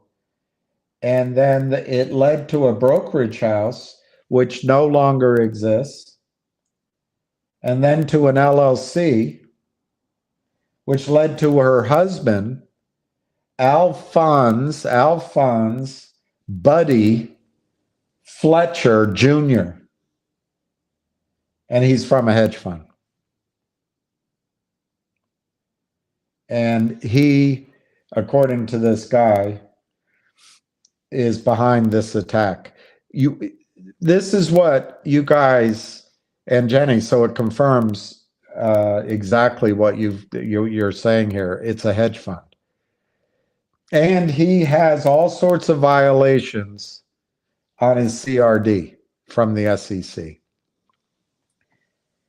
These attacks, when people go around and they enter space calls, and then they come after me. I don't know. I try not to pay attention anymore. But they come after me and they say I'm a pumper or I'm doing this or that. Look, I'm a flawed person. You've seen it. You've seen me lose my cool. You've seen me be wrong. You've seen me be wrong. But when they're attacking like that, they're not your friends. It's like that song my dad used to sing.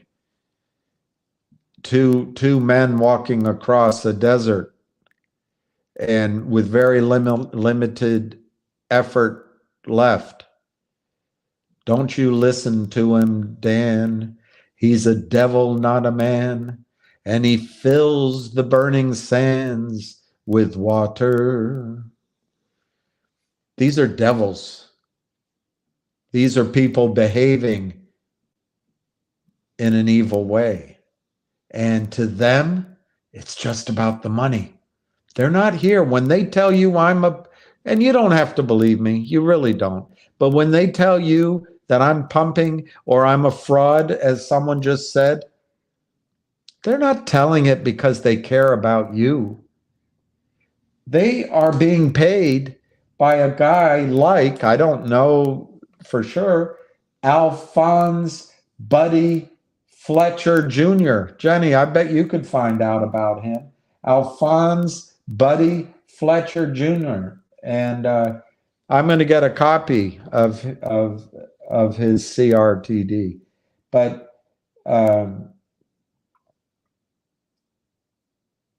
This is coordinated, and they're not on your side. You don't have to believe me. I'm starting to wonder why I'm even doing this.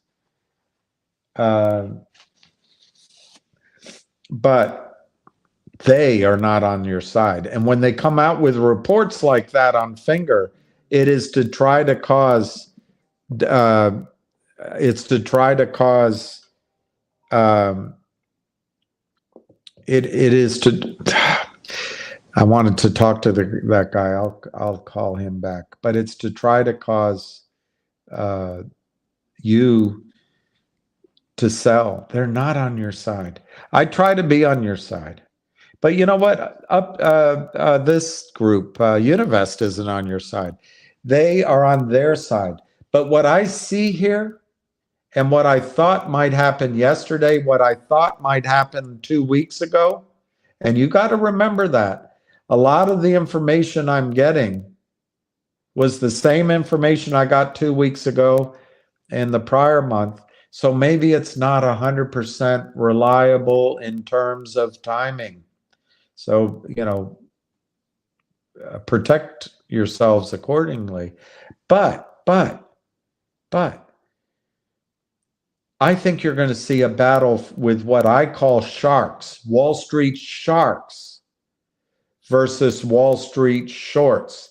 Not everybody on Wall Street that works at a hedge fund or works at Goldman Sachs is a bad person. Not everybody that works at Morgan Stanley even understands what you understand.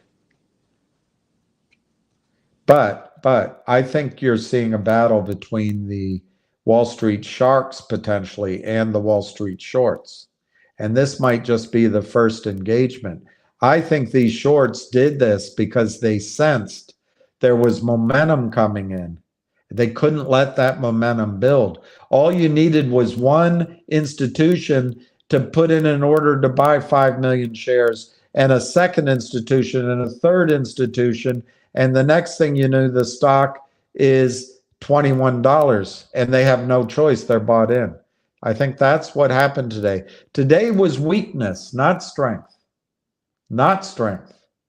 But if I'd be lying to you, it feels like shit. And I can't explain it to you. I cannot explain it to you. But my experience tells me it takes a while to get up off the mat after you've been beaten for 3 points to the downside. Even if it's fraud. Even if the boxer on the other side has one of those brass knuckles in his glove, you're down, and it takes a little while to get back up.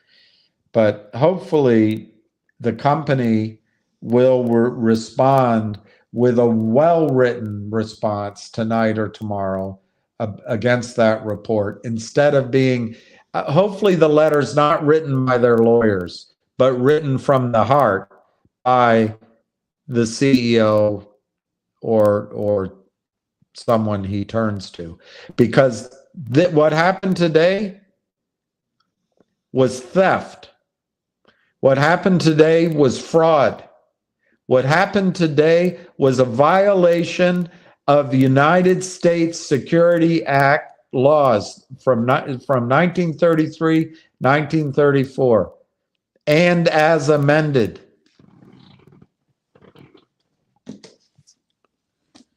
What happened today should not be allowed to happen by the cop on the beat, Gary, the self-proclaimed cop on the beat, Gary Gensler.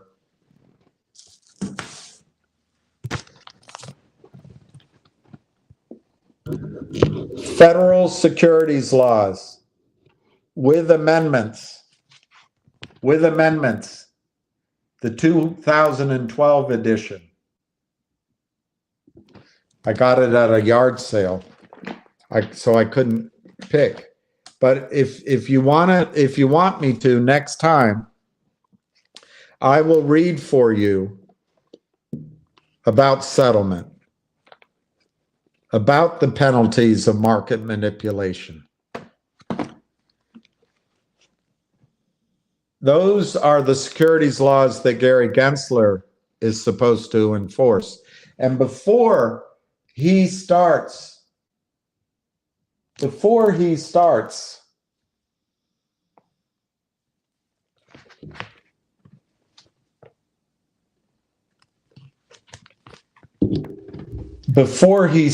going off and claiming new fields to regulate, he should make sure that he puts his team on these laws. You guys, as investors, should never have to go through this. The only question you guys should have is, oh, how much should I invest? Oh, I was wrong. When should I get out? You should learn you should be able to trust your markets. But under the Goldman Sachs capture of the SEC, these rules are not enforced. They are not enforced.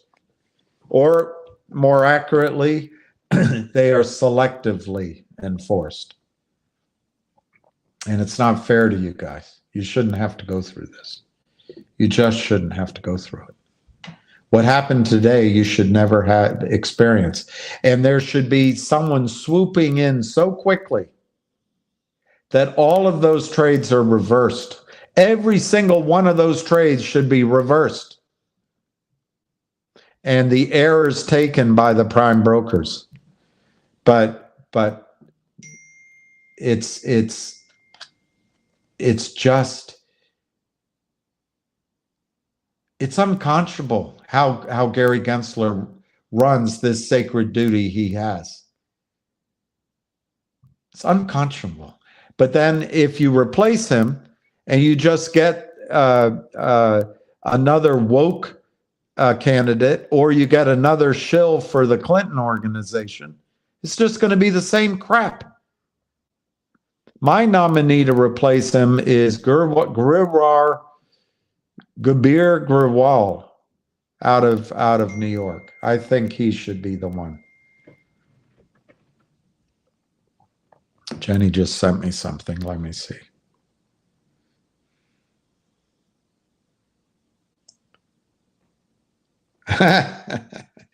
You found him. Alphonse Fletcher Jr. Alphonse Fletcher Jr., the trader who beat the system. Unbelievable. Unbelievable. Who is he? Alphonse Fletcher Jr. is an American investor, hedge fund manager, and philanthropist. Oh, okay. Let's forgive him what he does. He gives it away. He's Robin Hood. He is the founder and managing partner of Fletcher Asset Manager, New York-based investment firm.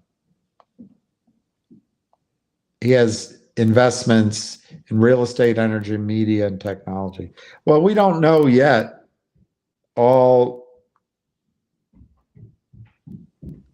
we don't know yet. But that's what this one guy came up with. So I got to be careful until we have more proof that it's he who was behind this, that, the research and that cowabunga and all that. But where there's smoke, there's fire.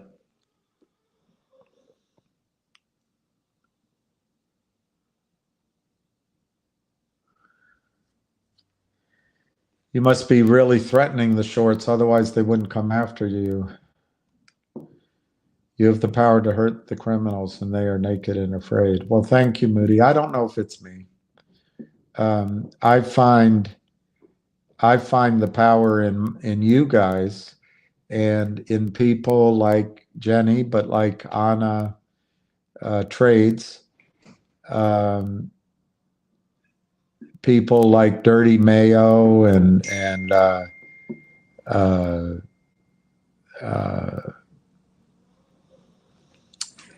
there's one that I want to remember, Ned Stark and others, so many.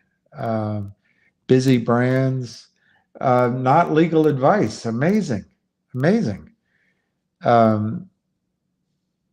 There's so many, I think, are a threat to the shorts.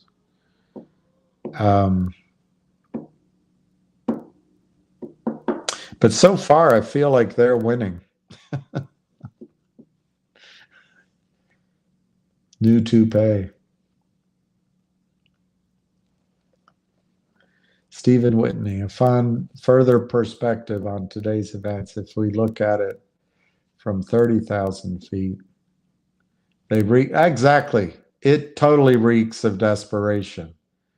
Load the boat. I agree. You know, Stephen, in the oil business, there's a terminology. The cure for low prices, for low oil prices, is low prices. Why? Because people stop drilling, basically. If the profit's taken out of drilling at low prices, then all of a sudden oil supply shrinks and prices go up. Same with high prices in the oil business. The cure for high prices is high prices. Why? Well, that seems counterintuitive, but when prices are high, the price of inputs are high too, and people want that down. So get that tome off my lap. So oddly, what the criminals are doing here, and I agree with you 100%, this desperation brings the price down. And I happen to know 2 weeks ago, which didn't materialize, last night, which didn't materialize. And maybe now it'll run away. Who knows? There's no guarantees. But I happen to know there is huge money, not your kind of money, not my kind of money, getting ready and maybe already in finger. So low prices might solve our problem. Why? Because buyers come in and whiplash these idiots. They're using the tricks that worked before Ham educated you. They're using the tricks that worked before Twitter, before busy brands held calls for 15,000 or 150,000 people. Before Ace came on and was able to absorb a lot of data and translate it to you and bring a community together. Before the GTII Army, before the MMTLP community, before the power of Not Legal Advice's YouTube channel. And I know I'm leaving out. You know, for me, I thought Roller Lady, Pigeon Lady was terrific, and Ali out of London, and Uncle Smokey. And then you have Avid come in with his terrific videos, and Arca, I think, with his fantastic, what Arca thinks in terms, he must walk around and the world is like a mathematical dance everywhere he looks. But he shares his time, and I think he's able to help. And others have come in. I even think Jeremy Frommer, when he sets up the CEO block. Anyway, it's from everybody. It's from everybody. I don't think it's me. I really don't. But I get off of, I'm going to the other topic, this topic here, with that comment. And then here, I think it does it's total desperation. They broke the law. They broke the law in daylight, and not once. The problem is Gary Gensler doesn't care about the over-the-counter market. He just doesn't. Gary Gensler thinks in terms of personal advancement. He doesn't want to get enmeshed down in here because it could bury him for a decade.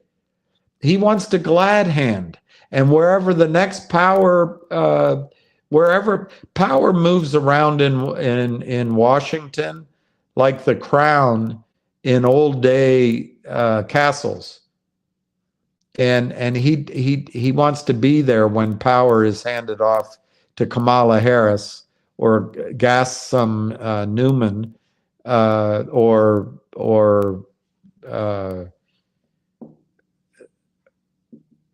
I don't know who. He wants to be there. And make no mistake about it, Joe Biden is going to win the Democratic nomination. And he wants to be there when the Democratic Party replaces Joe Biden with Hillary Clinton, is my best guess. That's my best guess.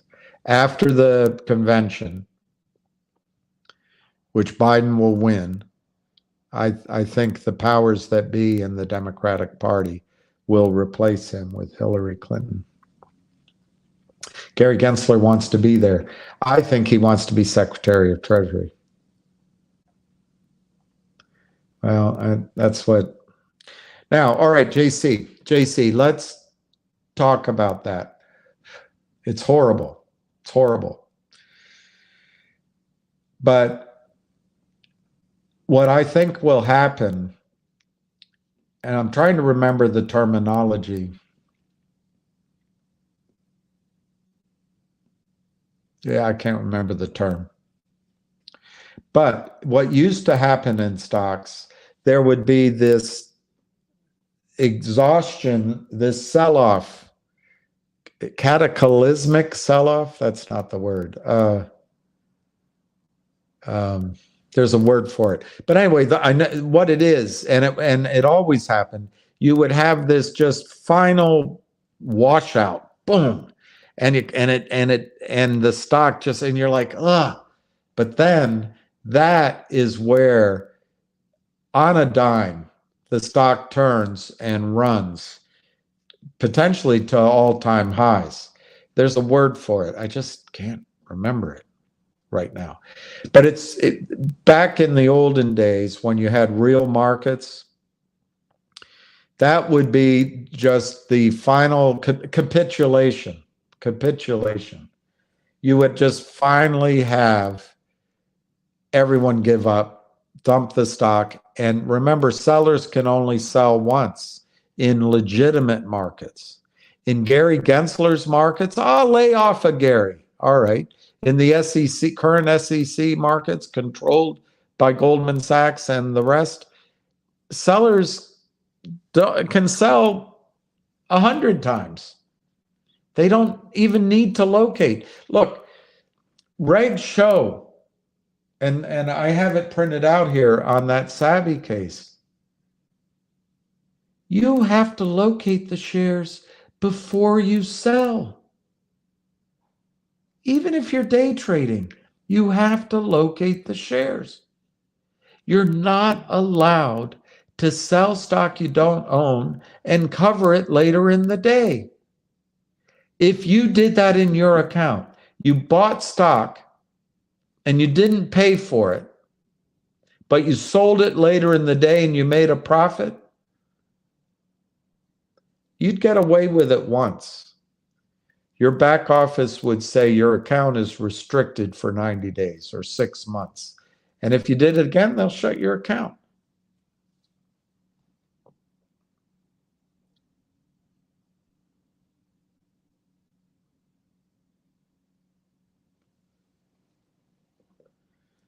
McCarthy didn't follow through on his promises. I don't like McCarthy. I like this Scott Simpkins. Mr. Simpkins. That's not his name. Mr. Simpkins. Mr. Simpson, maybe. Anyway, in the movie, oh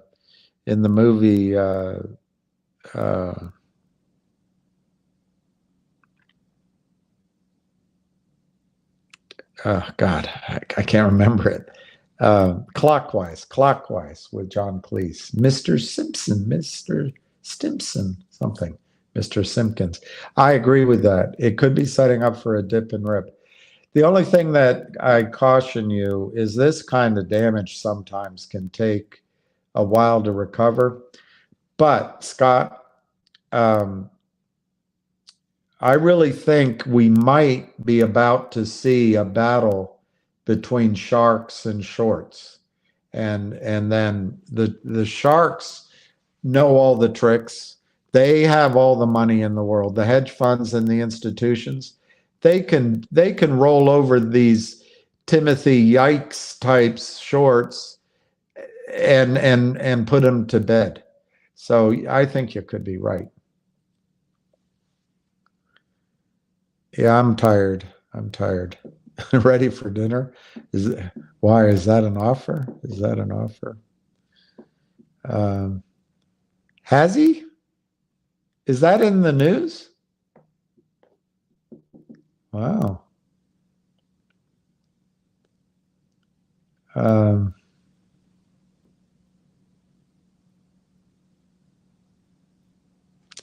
I like that, Aaron. I like the cut of your jib. Up 3% in after hours, 30% to go. So, Aaron, think about that. What if the Wall Street Sharks opened finger tomorrow at 7? It's not a prediction, but what if they did? What if they did? It's not impossible.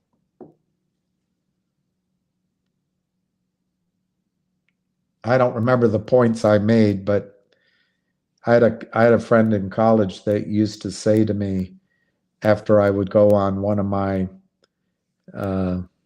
disquisitions, he'd say, "Bill, I see your point. Perhaps if you combed your hair differently."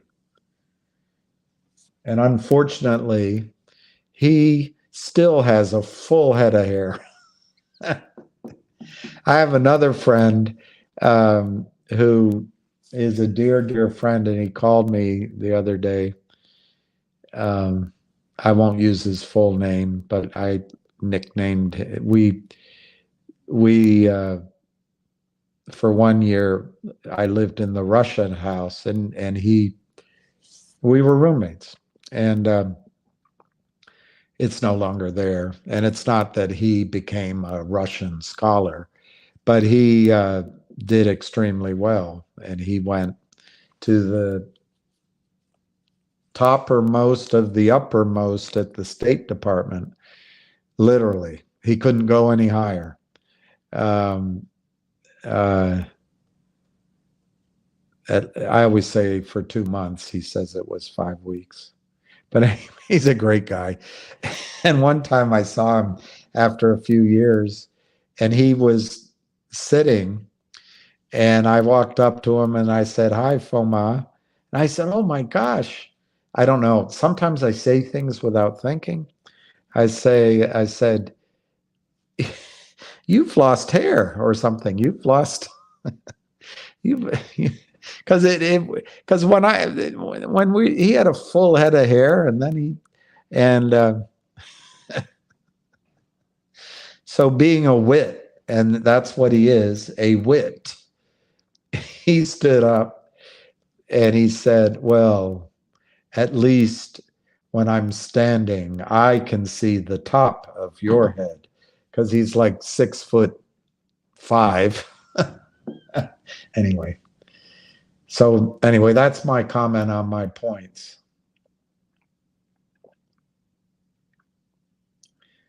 Was McCarthy voted out? I would have renewed faith in I think there's a motion, but I don't think he's gonna. Oh yeah, Tony was a great croissant. And you know what, Tony, John? I didn't know Tony I never spoke to him, but he touched a lot of people, and I figure God must have wanted somebody with his talents up there with him. We witnessed a clear proof of market manipulation against Finger. I hope so. Look, This is out in the open. But Sharon,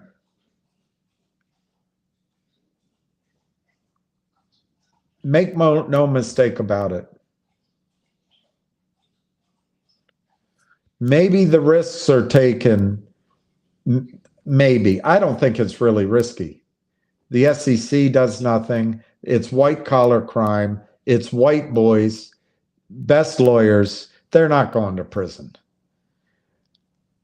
But what's happening with MMTLP, what's happening, I thought was about to happen with Finger. You just get one of these, maybe it'll be Butterfly. It's going to stop. It's not complicated.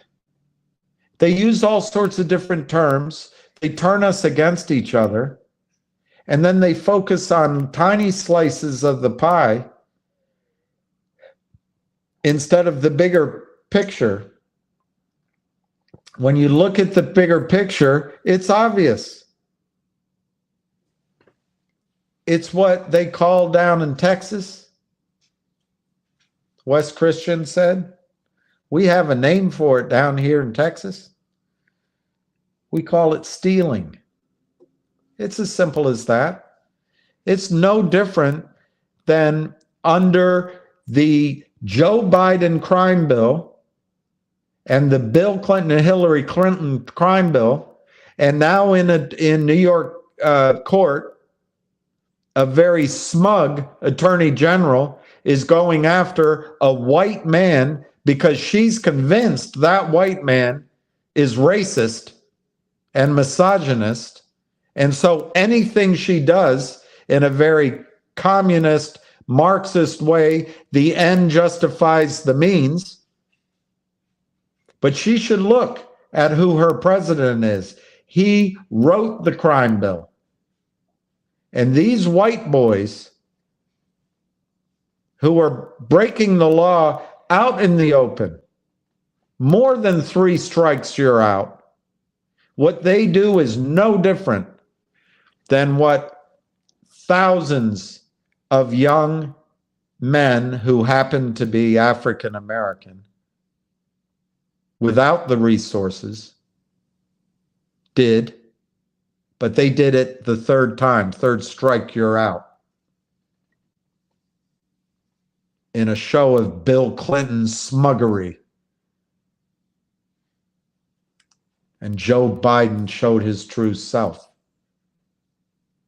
That's where the Attorney General of New York should start. And I tell you where she could start, and we should all write her letters about Finger. I think we should all write letters to the Attorney General of New York about Finger. Go after these white boys. Strike a blow for women and minorities by going after these white boys.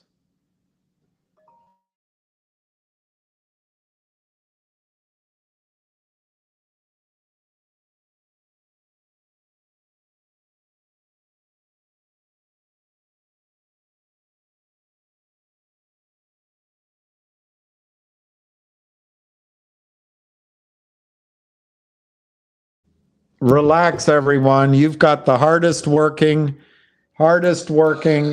Hang on one second. I got to put you up by the mic. Hardest working hamster in the cage. All right, I raised the money for the truck already. Paid the truck driver. The truck will be there 8:30 in the morning. William, you got to be there 8:30. The slide presentation will be posted on Twitter tonight. It's gonna be brutal. All right, brutal. The SEC and Lynn partners are going to cringe along with our bashes. I hope Jeff Easton has a heart attack. Jeff Easton's face is going to be as big as the Goodyear blimp on that truck. As big as it really is. Apparently, he's bloated out from that picture. Whatever. But again, that will be there. Okay. The slide presentation is going to be done. Everything will be out tonight, so you can see it tonight. And so I can get it to the hedge fund so they can see that we're fighting back while we while we wait for the company to address whatever the hell they're going to do. All right? That's awesome. So, you know, That's awesome. on the second thing, while everybody's here, William, I need you to do your presentation. I described it to the producers and the director already.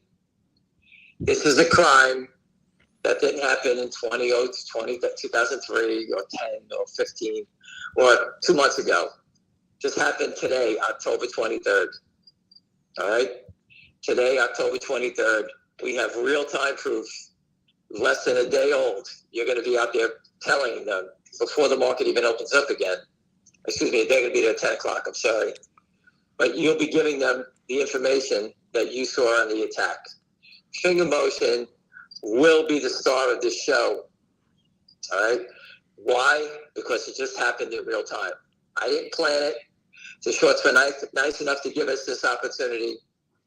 And I need you to get it in your head so it just rolls off your tongue and you do a good job of telling the story, because after you do it, they're coming to New York and I'm going to talk about finger motion and I'm going to give them every gory detail that you left out.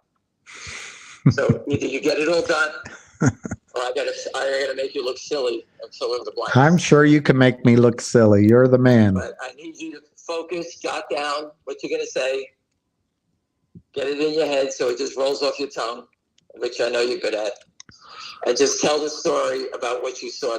These guys are such criminals. When they put this story up, they were front-running their own story, which is pretty illegal when you do a research report. You're basically telling everybody you're putting a research report out, go kill the stock. You know, we'll protect you. So this is what they do. All right, I need you to understand it. The proof is all there. And just to let everybody know, you know, I don't want to surprise you, but the first slide is going to be a dead body with a sheet on it, with the chalk lines over it, around it, saying October 3rd, 2023, finger motions shareholders were murdered, and the SEC did nothing to protect them. That's the first slide. William, if you like, we could pull back the sheet and put your head on it, if you like. I'd prefer not. But that is going to be at the front door of the SEC tomorrow. Let them look at that and watch people who got murdered because they looked the other way. The truck and slide presentation is going to be disgusting and brutal. And the people doing the movie love the idea, and it's real-time stuff. All right, so it's important. All Okay. right? That's the best I can do for us right now. It's awesome. It's awesome. Get your little facts together or things that you saw today, or you could talk about how they were borrowing the shares leading up to today. Okay. And you know, and you could talk about their report, which will be on the slide presentation too.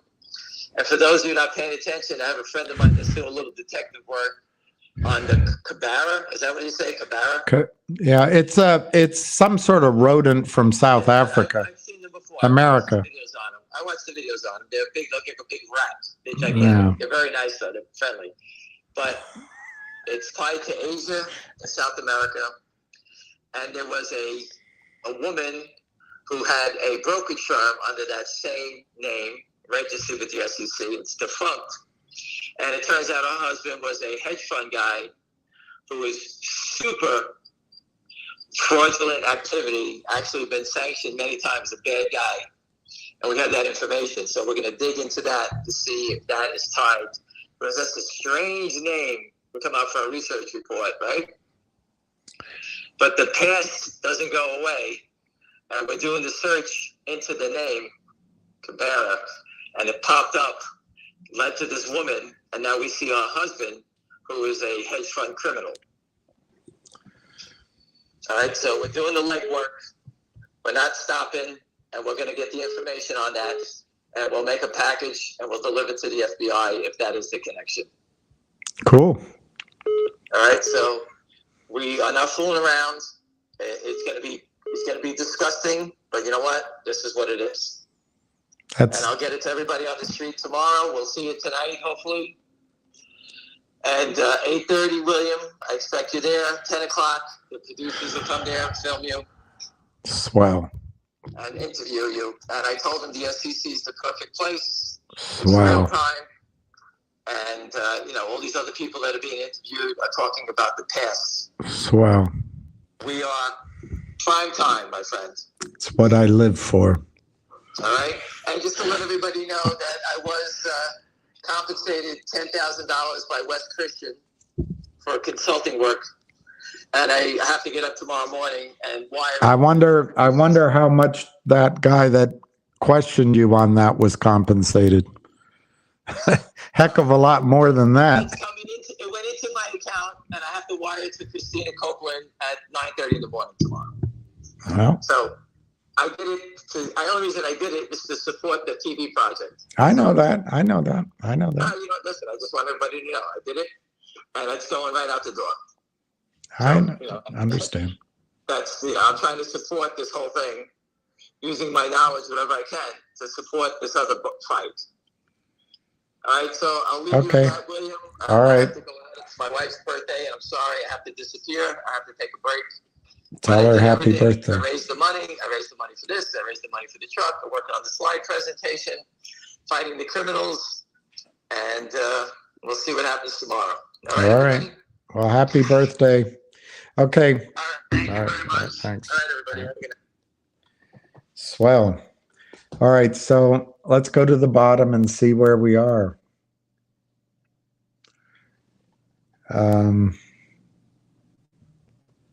Thank you, Ham. Thank you, Ham. Oh, Lordy. That's really early. That means I have to walk my dog at 8:30, get there at 8, leave at 7:15, 7:30, shower at 7, walk my that means I have to get up and walk my dog at 5:30 to make sure we get back in time for me to take a shower. Ham is driven.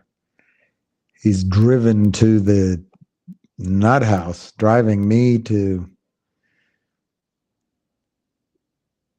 Hey, Luke Murdoch. Yeah, it's my time, but it's your time too. I know this is tough for all you guys.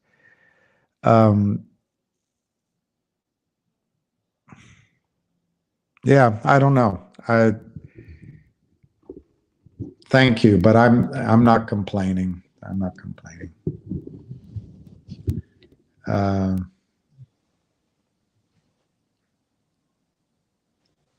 Yeah, that's nice. Visualize it. Just listen to Not Legal and his sidekick. No, Not Legal and JR. JR he made a joke about how Ham called him his sidekick. So I'm just teasing. Did a great job. A lot of guys have legal stances on this hit piece. Cool. Trump will be speaker? I doubt it. Well, yeah, they're active, which means they're worried. But you guys, Wall Street is a transaction. If you win, you win. If you lose, and that's life. And yeah, it's all nice to talk about lawsuits and all that, but they will do anything to win. We on our side have to do it within the framework of the law. And we're it's like herding cats, but it's about the win. And then they forget. Everyone remembers the winners. They forget the losers. And it's difficult. It's difficult. But so they're worried, but they were also about making money. And they made a shitload today on paper. And somebody probably made money moving it around. He was removed. Yay. Yay. I'm sure he'll win it back. I'm sure he'll win it back. I love that he was removed, though. he can win it back or will win it back. But I love that he was removed. My vote, I'd like Byron Donalds to get it, but he's a little young. I like Anna Paulina Luna, but she's a little bit young.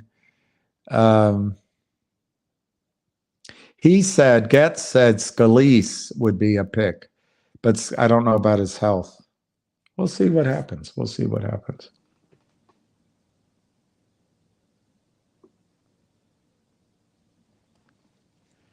4-6. Can we get a hard locate on the shares? Wow.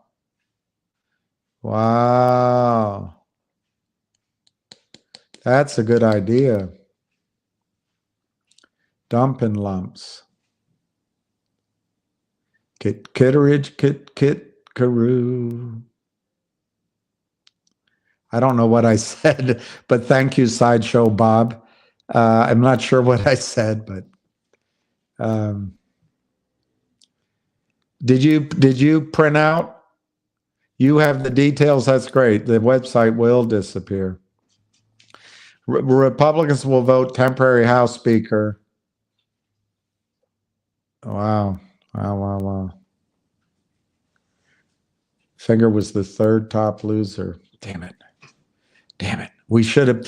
I always get mad because we should have seen it coming. And we'll do a call on the market. I can't believe the Fed is going to let the market collapse. And I think they'll come in and buy, the S&P 6 or 7 up. But there was a trade here, and we should have seen it in a way. And that's what I was trying to allude to before. We have the information.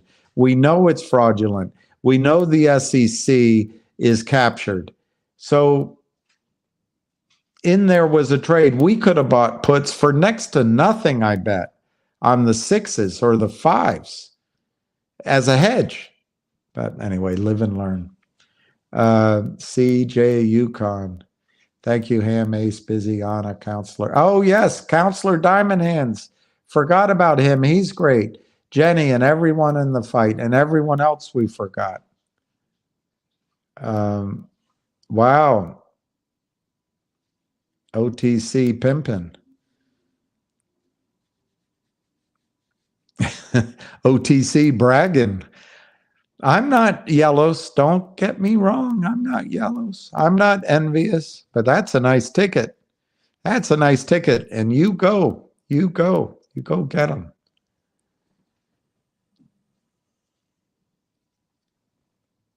Well, I'll tell you one thing, Lauren.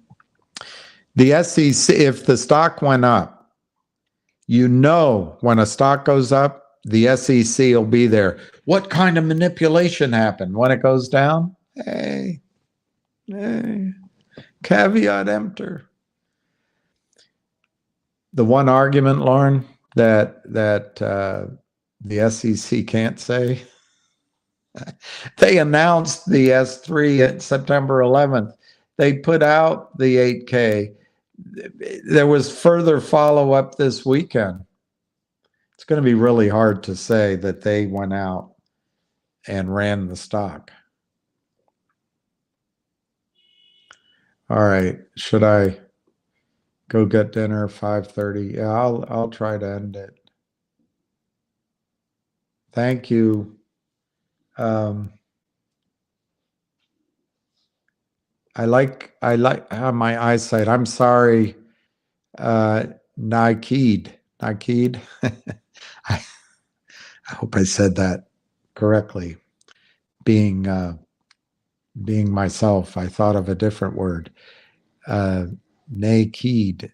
But anyway, I hope we win, and thank you for joining in.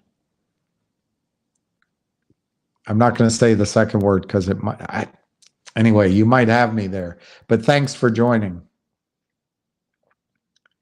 I know you're not bragging. I know you're not bragging. And I was just showing my Let me say it differently, OTC. You're doing something I wish I could do. Let me put it that way. I think it's awesome. I think it's great that you said it. It's great that you're going to do it. And thank you. I was teasing. Is that okay? I was teasing. I wasn't trying to be mean. When do you think the hit piece was written? Do you know that Lionel Richie wrote, according to Kenny Rogers, he had a song, Lady, and that's all he had. How did the Commodores turn that word down, Kenny Rogers says. But anyway, so he had a bit of it, and they're ready to record the record, and Kenny said, where's Lionel? And he was in the John writing the last or the first or the last verse. That's what I think. They wrote that hit piece very quickly, but there's no question it was planned. And they know how to get it distributed. And it should renew. You know, in the movie Torah, he says, I fear we have awakened a sleeping giant and filled him with a mighty resolve. That's what we should take here, a mighty resolve, and fight back. These are not smart criminals. They're just criminals. And what they do is they use lawyers to get around little things. And you've got Gensler up there,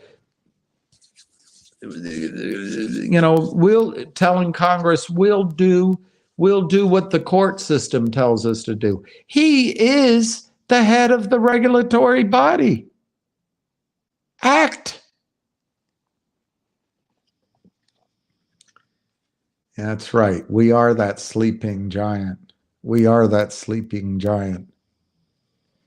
56% today by Dozier. 471. Barbara, I hate it. We're excited. It should be 771. But let's not give up hope or give up the ghost. It's merely cover for the counterfuckery. What kind of counterfeiting is this? You made me miss the Slick Rick gig, but you were always good like that.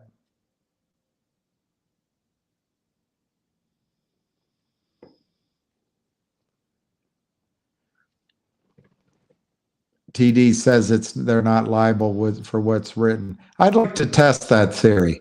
I'm not a lawyer, but if I were, I'd sue Toronto Dominion, and I would hold them accountable for 3 times 50. I can't do the arithmetic. 150 million loss in market cap. Is that right today? I can't do the arithmetic in my head.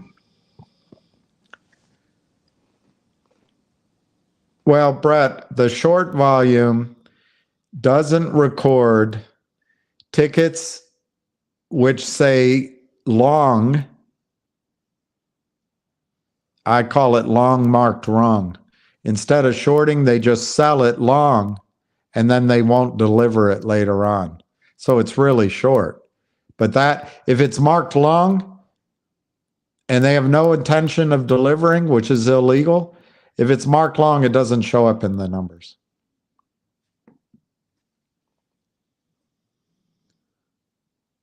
There you go. I would love to sue Toronto Dominion for that amount of money. Of course, I'm not a lawyer. They are complicit. And more than that, Dos Equis, at some point, the broker-dealers have to be held accountable.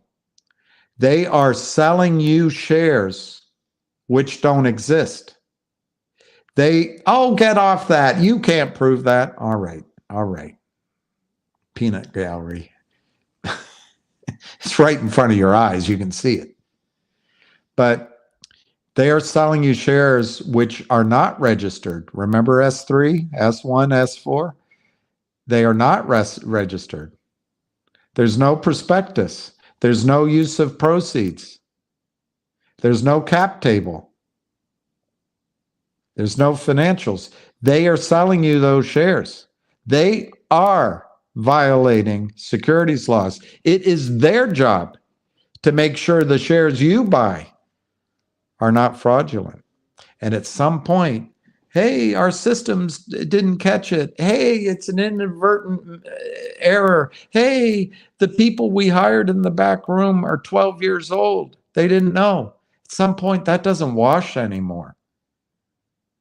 So I would love to sue Toronto Dominion.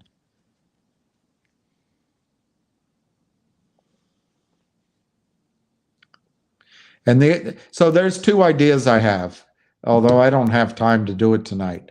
I'd like to write Letitia Baldridge, or whatever her name is, the Attorney General of New York. And this, real life, if she got 1,000 letters or emails from us about this, she needs to investigate what happened. That's real fraud. That's real theft.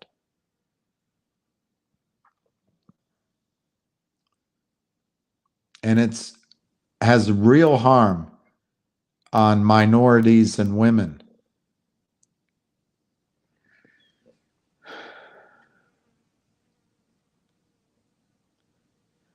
Speaker pro tempore Patrick McHenry's named. Did he get it? I happen to know somebody fighting the MMTLP cause spoke with Patrick McHenry today. That would be awesome news for what we're doing.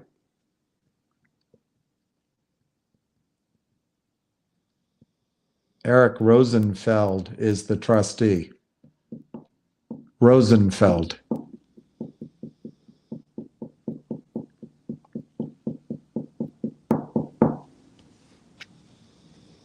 I don't know the name. I don't recognize the name.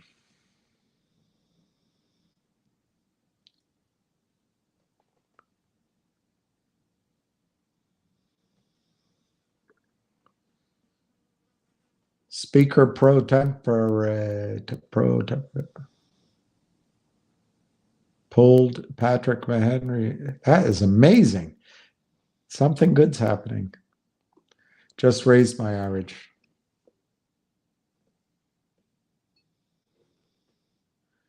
Good for you.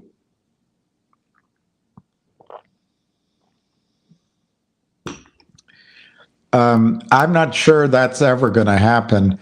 But MKC, I pick on Gary Gensler because I think it's easier to get a message across when there's a personality on it. When you're just talking about bureaucrats, no one's going to remember it. But just remember, when they replace Gary Gensler, nothing's going to change. If the next SEC chair comes from the bankers, nothing's going to change. We have to get away from the preposterous notion. Reagan may have started it, but it was Bill Clinton who got the Reagan agenda passed. And the idea that big government is the problem, therefore the banks could regulate themselves, this is idiocy, absolute idiocy. You need a third, you need distance between the SEC and the banking system. I don't think anyone that works at the SEC should be allowed to go work at the hedge funds and the banksters. That's my opinion. But anyway.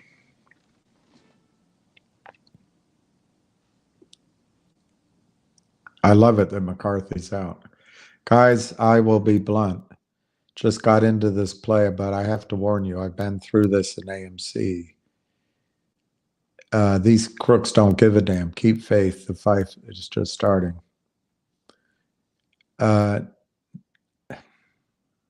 Nael. You're right. You're right. They don't care about you. They'll lie, cheat, and steal, and they don't care.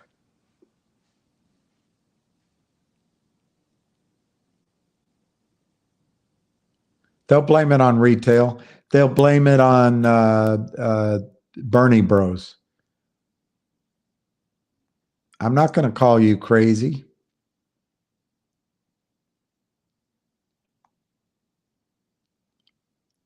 That's it, Robin, that's it. That's it. I think you're right on that. I think you're right on that. Criminal market maker used broader market conditions to camouflage manipulation on finger. I think you're right on that. Get the FBI involved, although I find that a totally disappointing organization too. Get the Justice Department, get the FBI. You know what? You could probably get, I'm trying to think of what class, a high school government class or a high school algebra class to come in and look at one of these trades and figure it out more quickly than the SEC can. All right.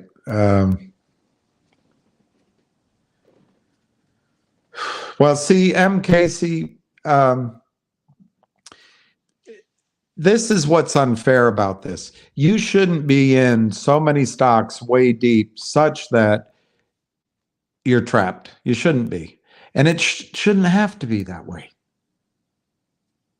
Look, the over-the-counter markets used to have trading desks, research, compliance. And when they needed money and they announced that they were working with an investment bank, the stock went up. There were road shows. And when stocks got ahead of their value, CEOs could use the shares as currency to acquire other companies. It's all been destroyed. I think Reg Show has to go. Hey ho. How does that 60s song go? Hey ho, something ho. Reg Show has to go.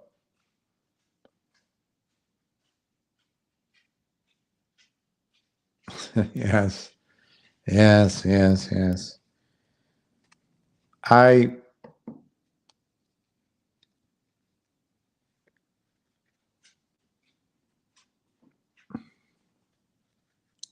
Well, that's a good point. Finger management is not helping the crooks, but they know finger management has to follow the rules, and finger management has a lot of lawyers advising caution. I love lawyers down deep, but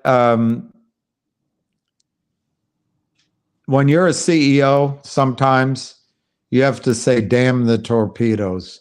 We're going to get out in front of this." That's not Finger. Finger's going to listen to the lawyers. Well, we'll get back to you. I just spoke with Andrea in compliance and Mary Ellen in securities, and just got off the phone with Josh in Blue Sky, and we want to run it up the flagpole with our office in Houston. And then we want to check with China, with Singapore. It's going to take us 10 days to get back to you. And with Finger, they'll take the 10 days. You need someone like Ham that says, screw that. We're releasing a press release tomorrow. But hey, Finger's built an excellent franchise by following the rules and being deliberate. So can't fault them. They'll come out with a statement.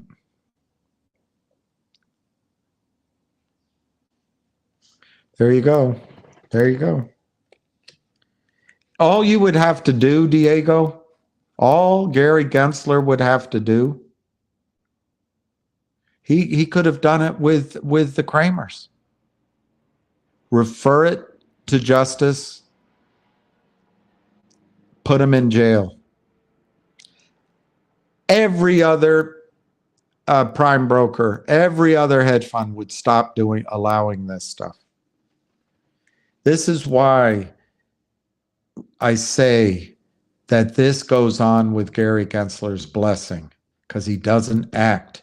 All he would have to do is put one of these boys with clean fingernails in the prison down in New Orleans, and the rest of them would say, "Oh no, we're not doing that. We're not taking that business." But it helps Goldman Sachs. And Gary Gensler, I'm not sure he's thinking about necessarily his money, but he wants not to offend the power. As the power moves to the next executive, it will be Joe Biden that wins the Democratic nomination. It will be the Democratic powers that be that replace him with Hillary Clinton. He wants to be there for Hillary Clinton so she can make him Secretary of Treasury. I'm sorry, that's just how I see it.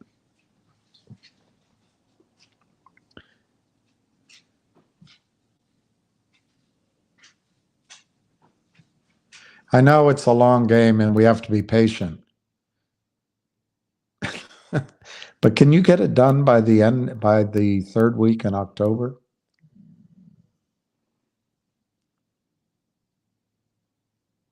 I agree.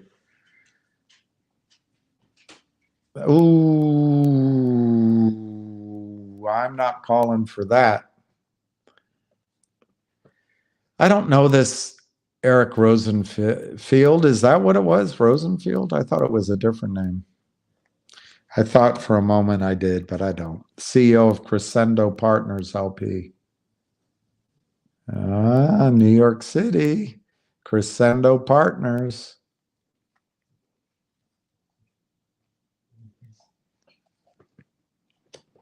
I just hope beyond hope they're not all working together. That's the problem.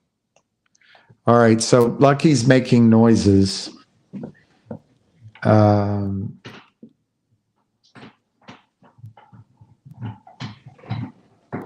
he's eating a treat he didn't want to eat before. Tuck.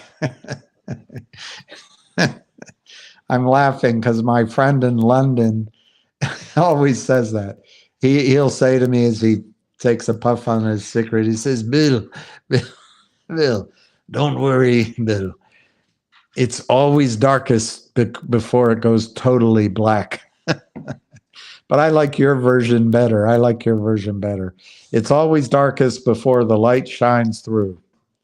We'll be victorious in finger and then on to the next.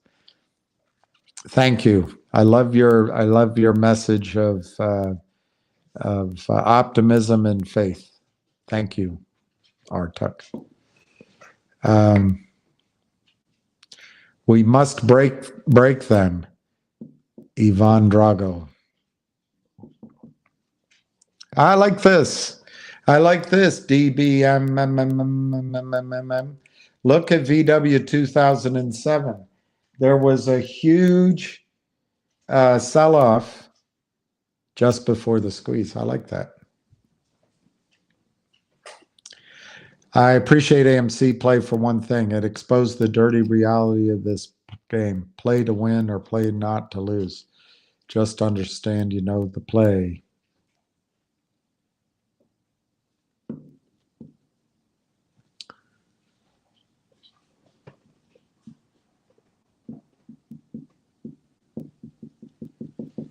Well, Steve, that's right. It teaches you a lot.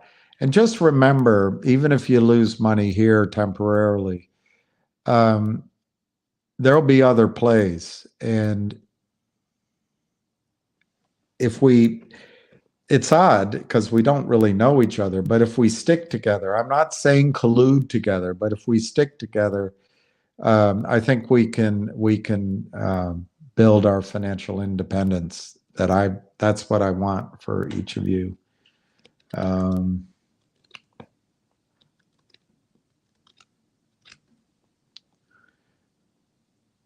What are you screaming to the computer? All right, so it's 5:47. Well, there's people that agree with you, and it's possible if the banks go down. I think, look, it's all a con game. It's all a confidence game. And as I'm reading an interesting book right now, since I'm going to quote it, I might as well tell you, by Stephen D. King. And he points out that it's about trust too. You can talk about the value of money and the value, it's about trust. Once that breaks down, that's one of the items, trust. Once that breaks down, anything can happen.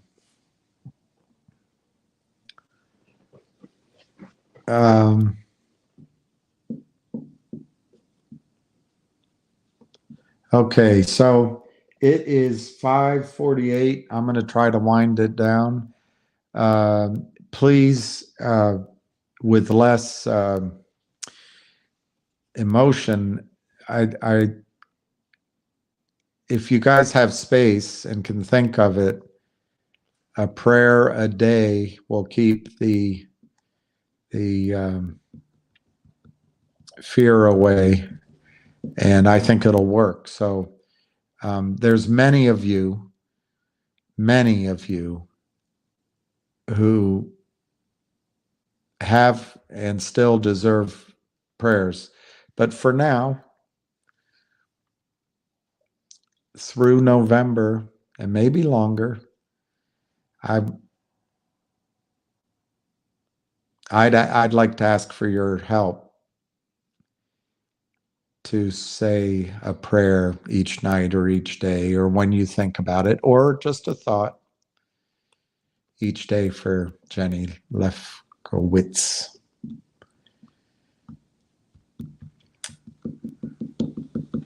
Please, please. And she deserves it because she's been such a great support for all of us too. All right.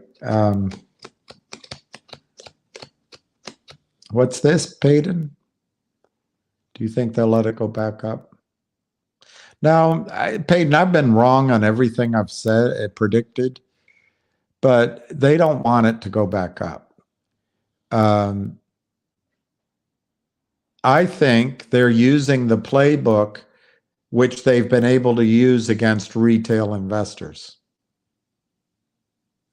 And that playbook ends up that retail investors turn on each other, they sell, they get,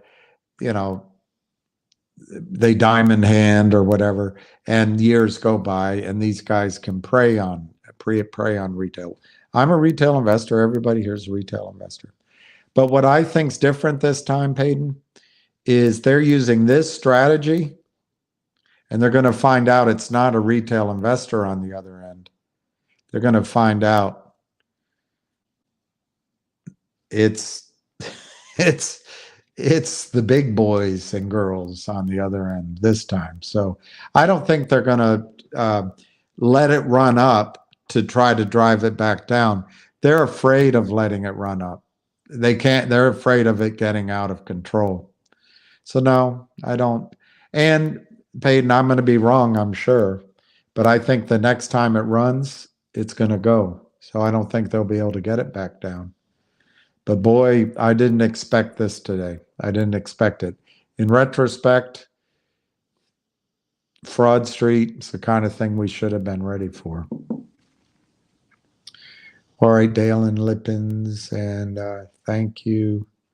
Thank you, thank you, thank you. Pray for Jenny.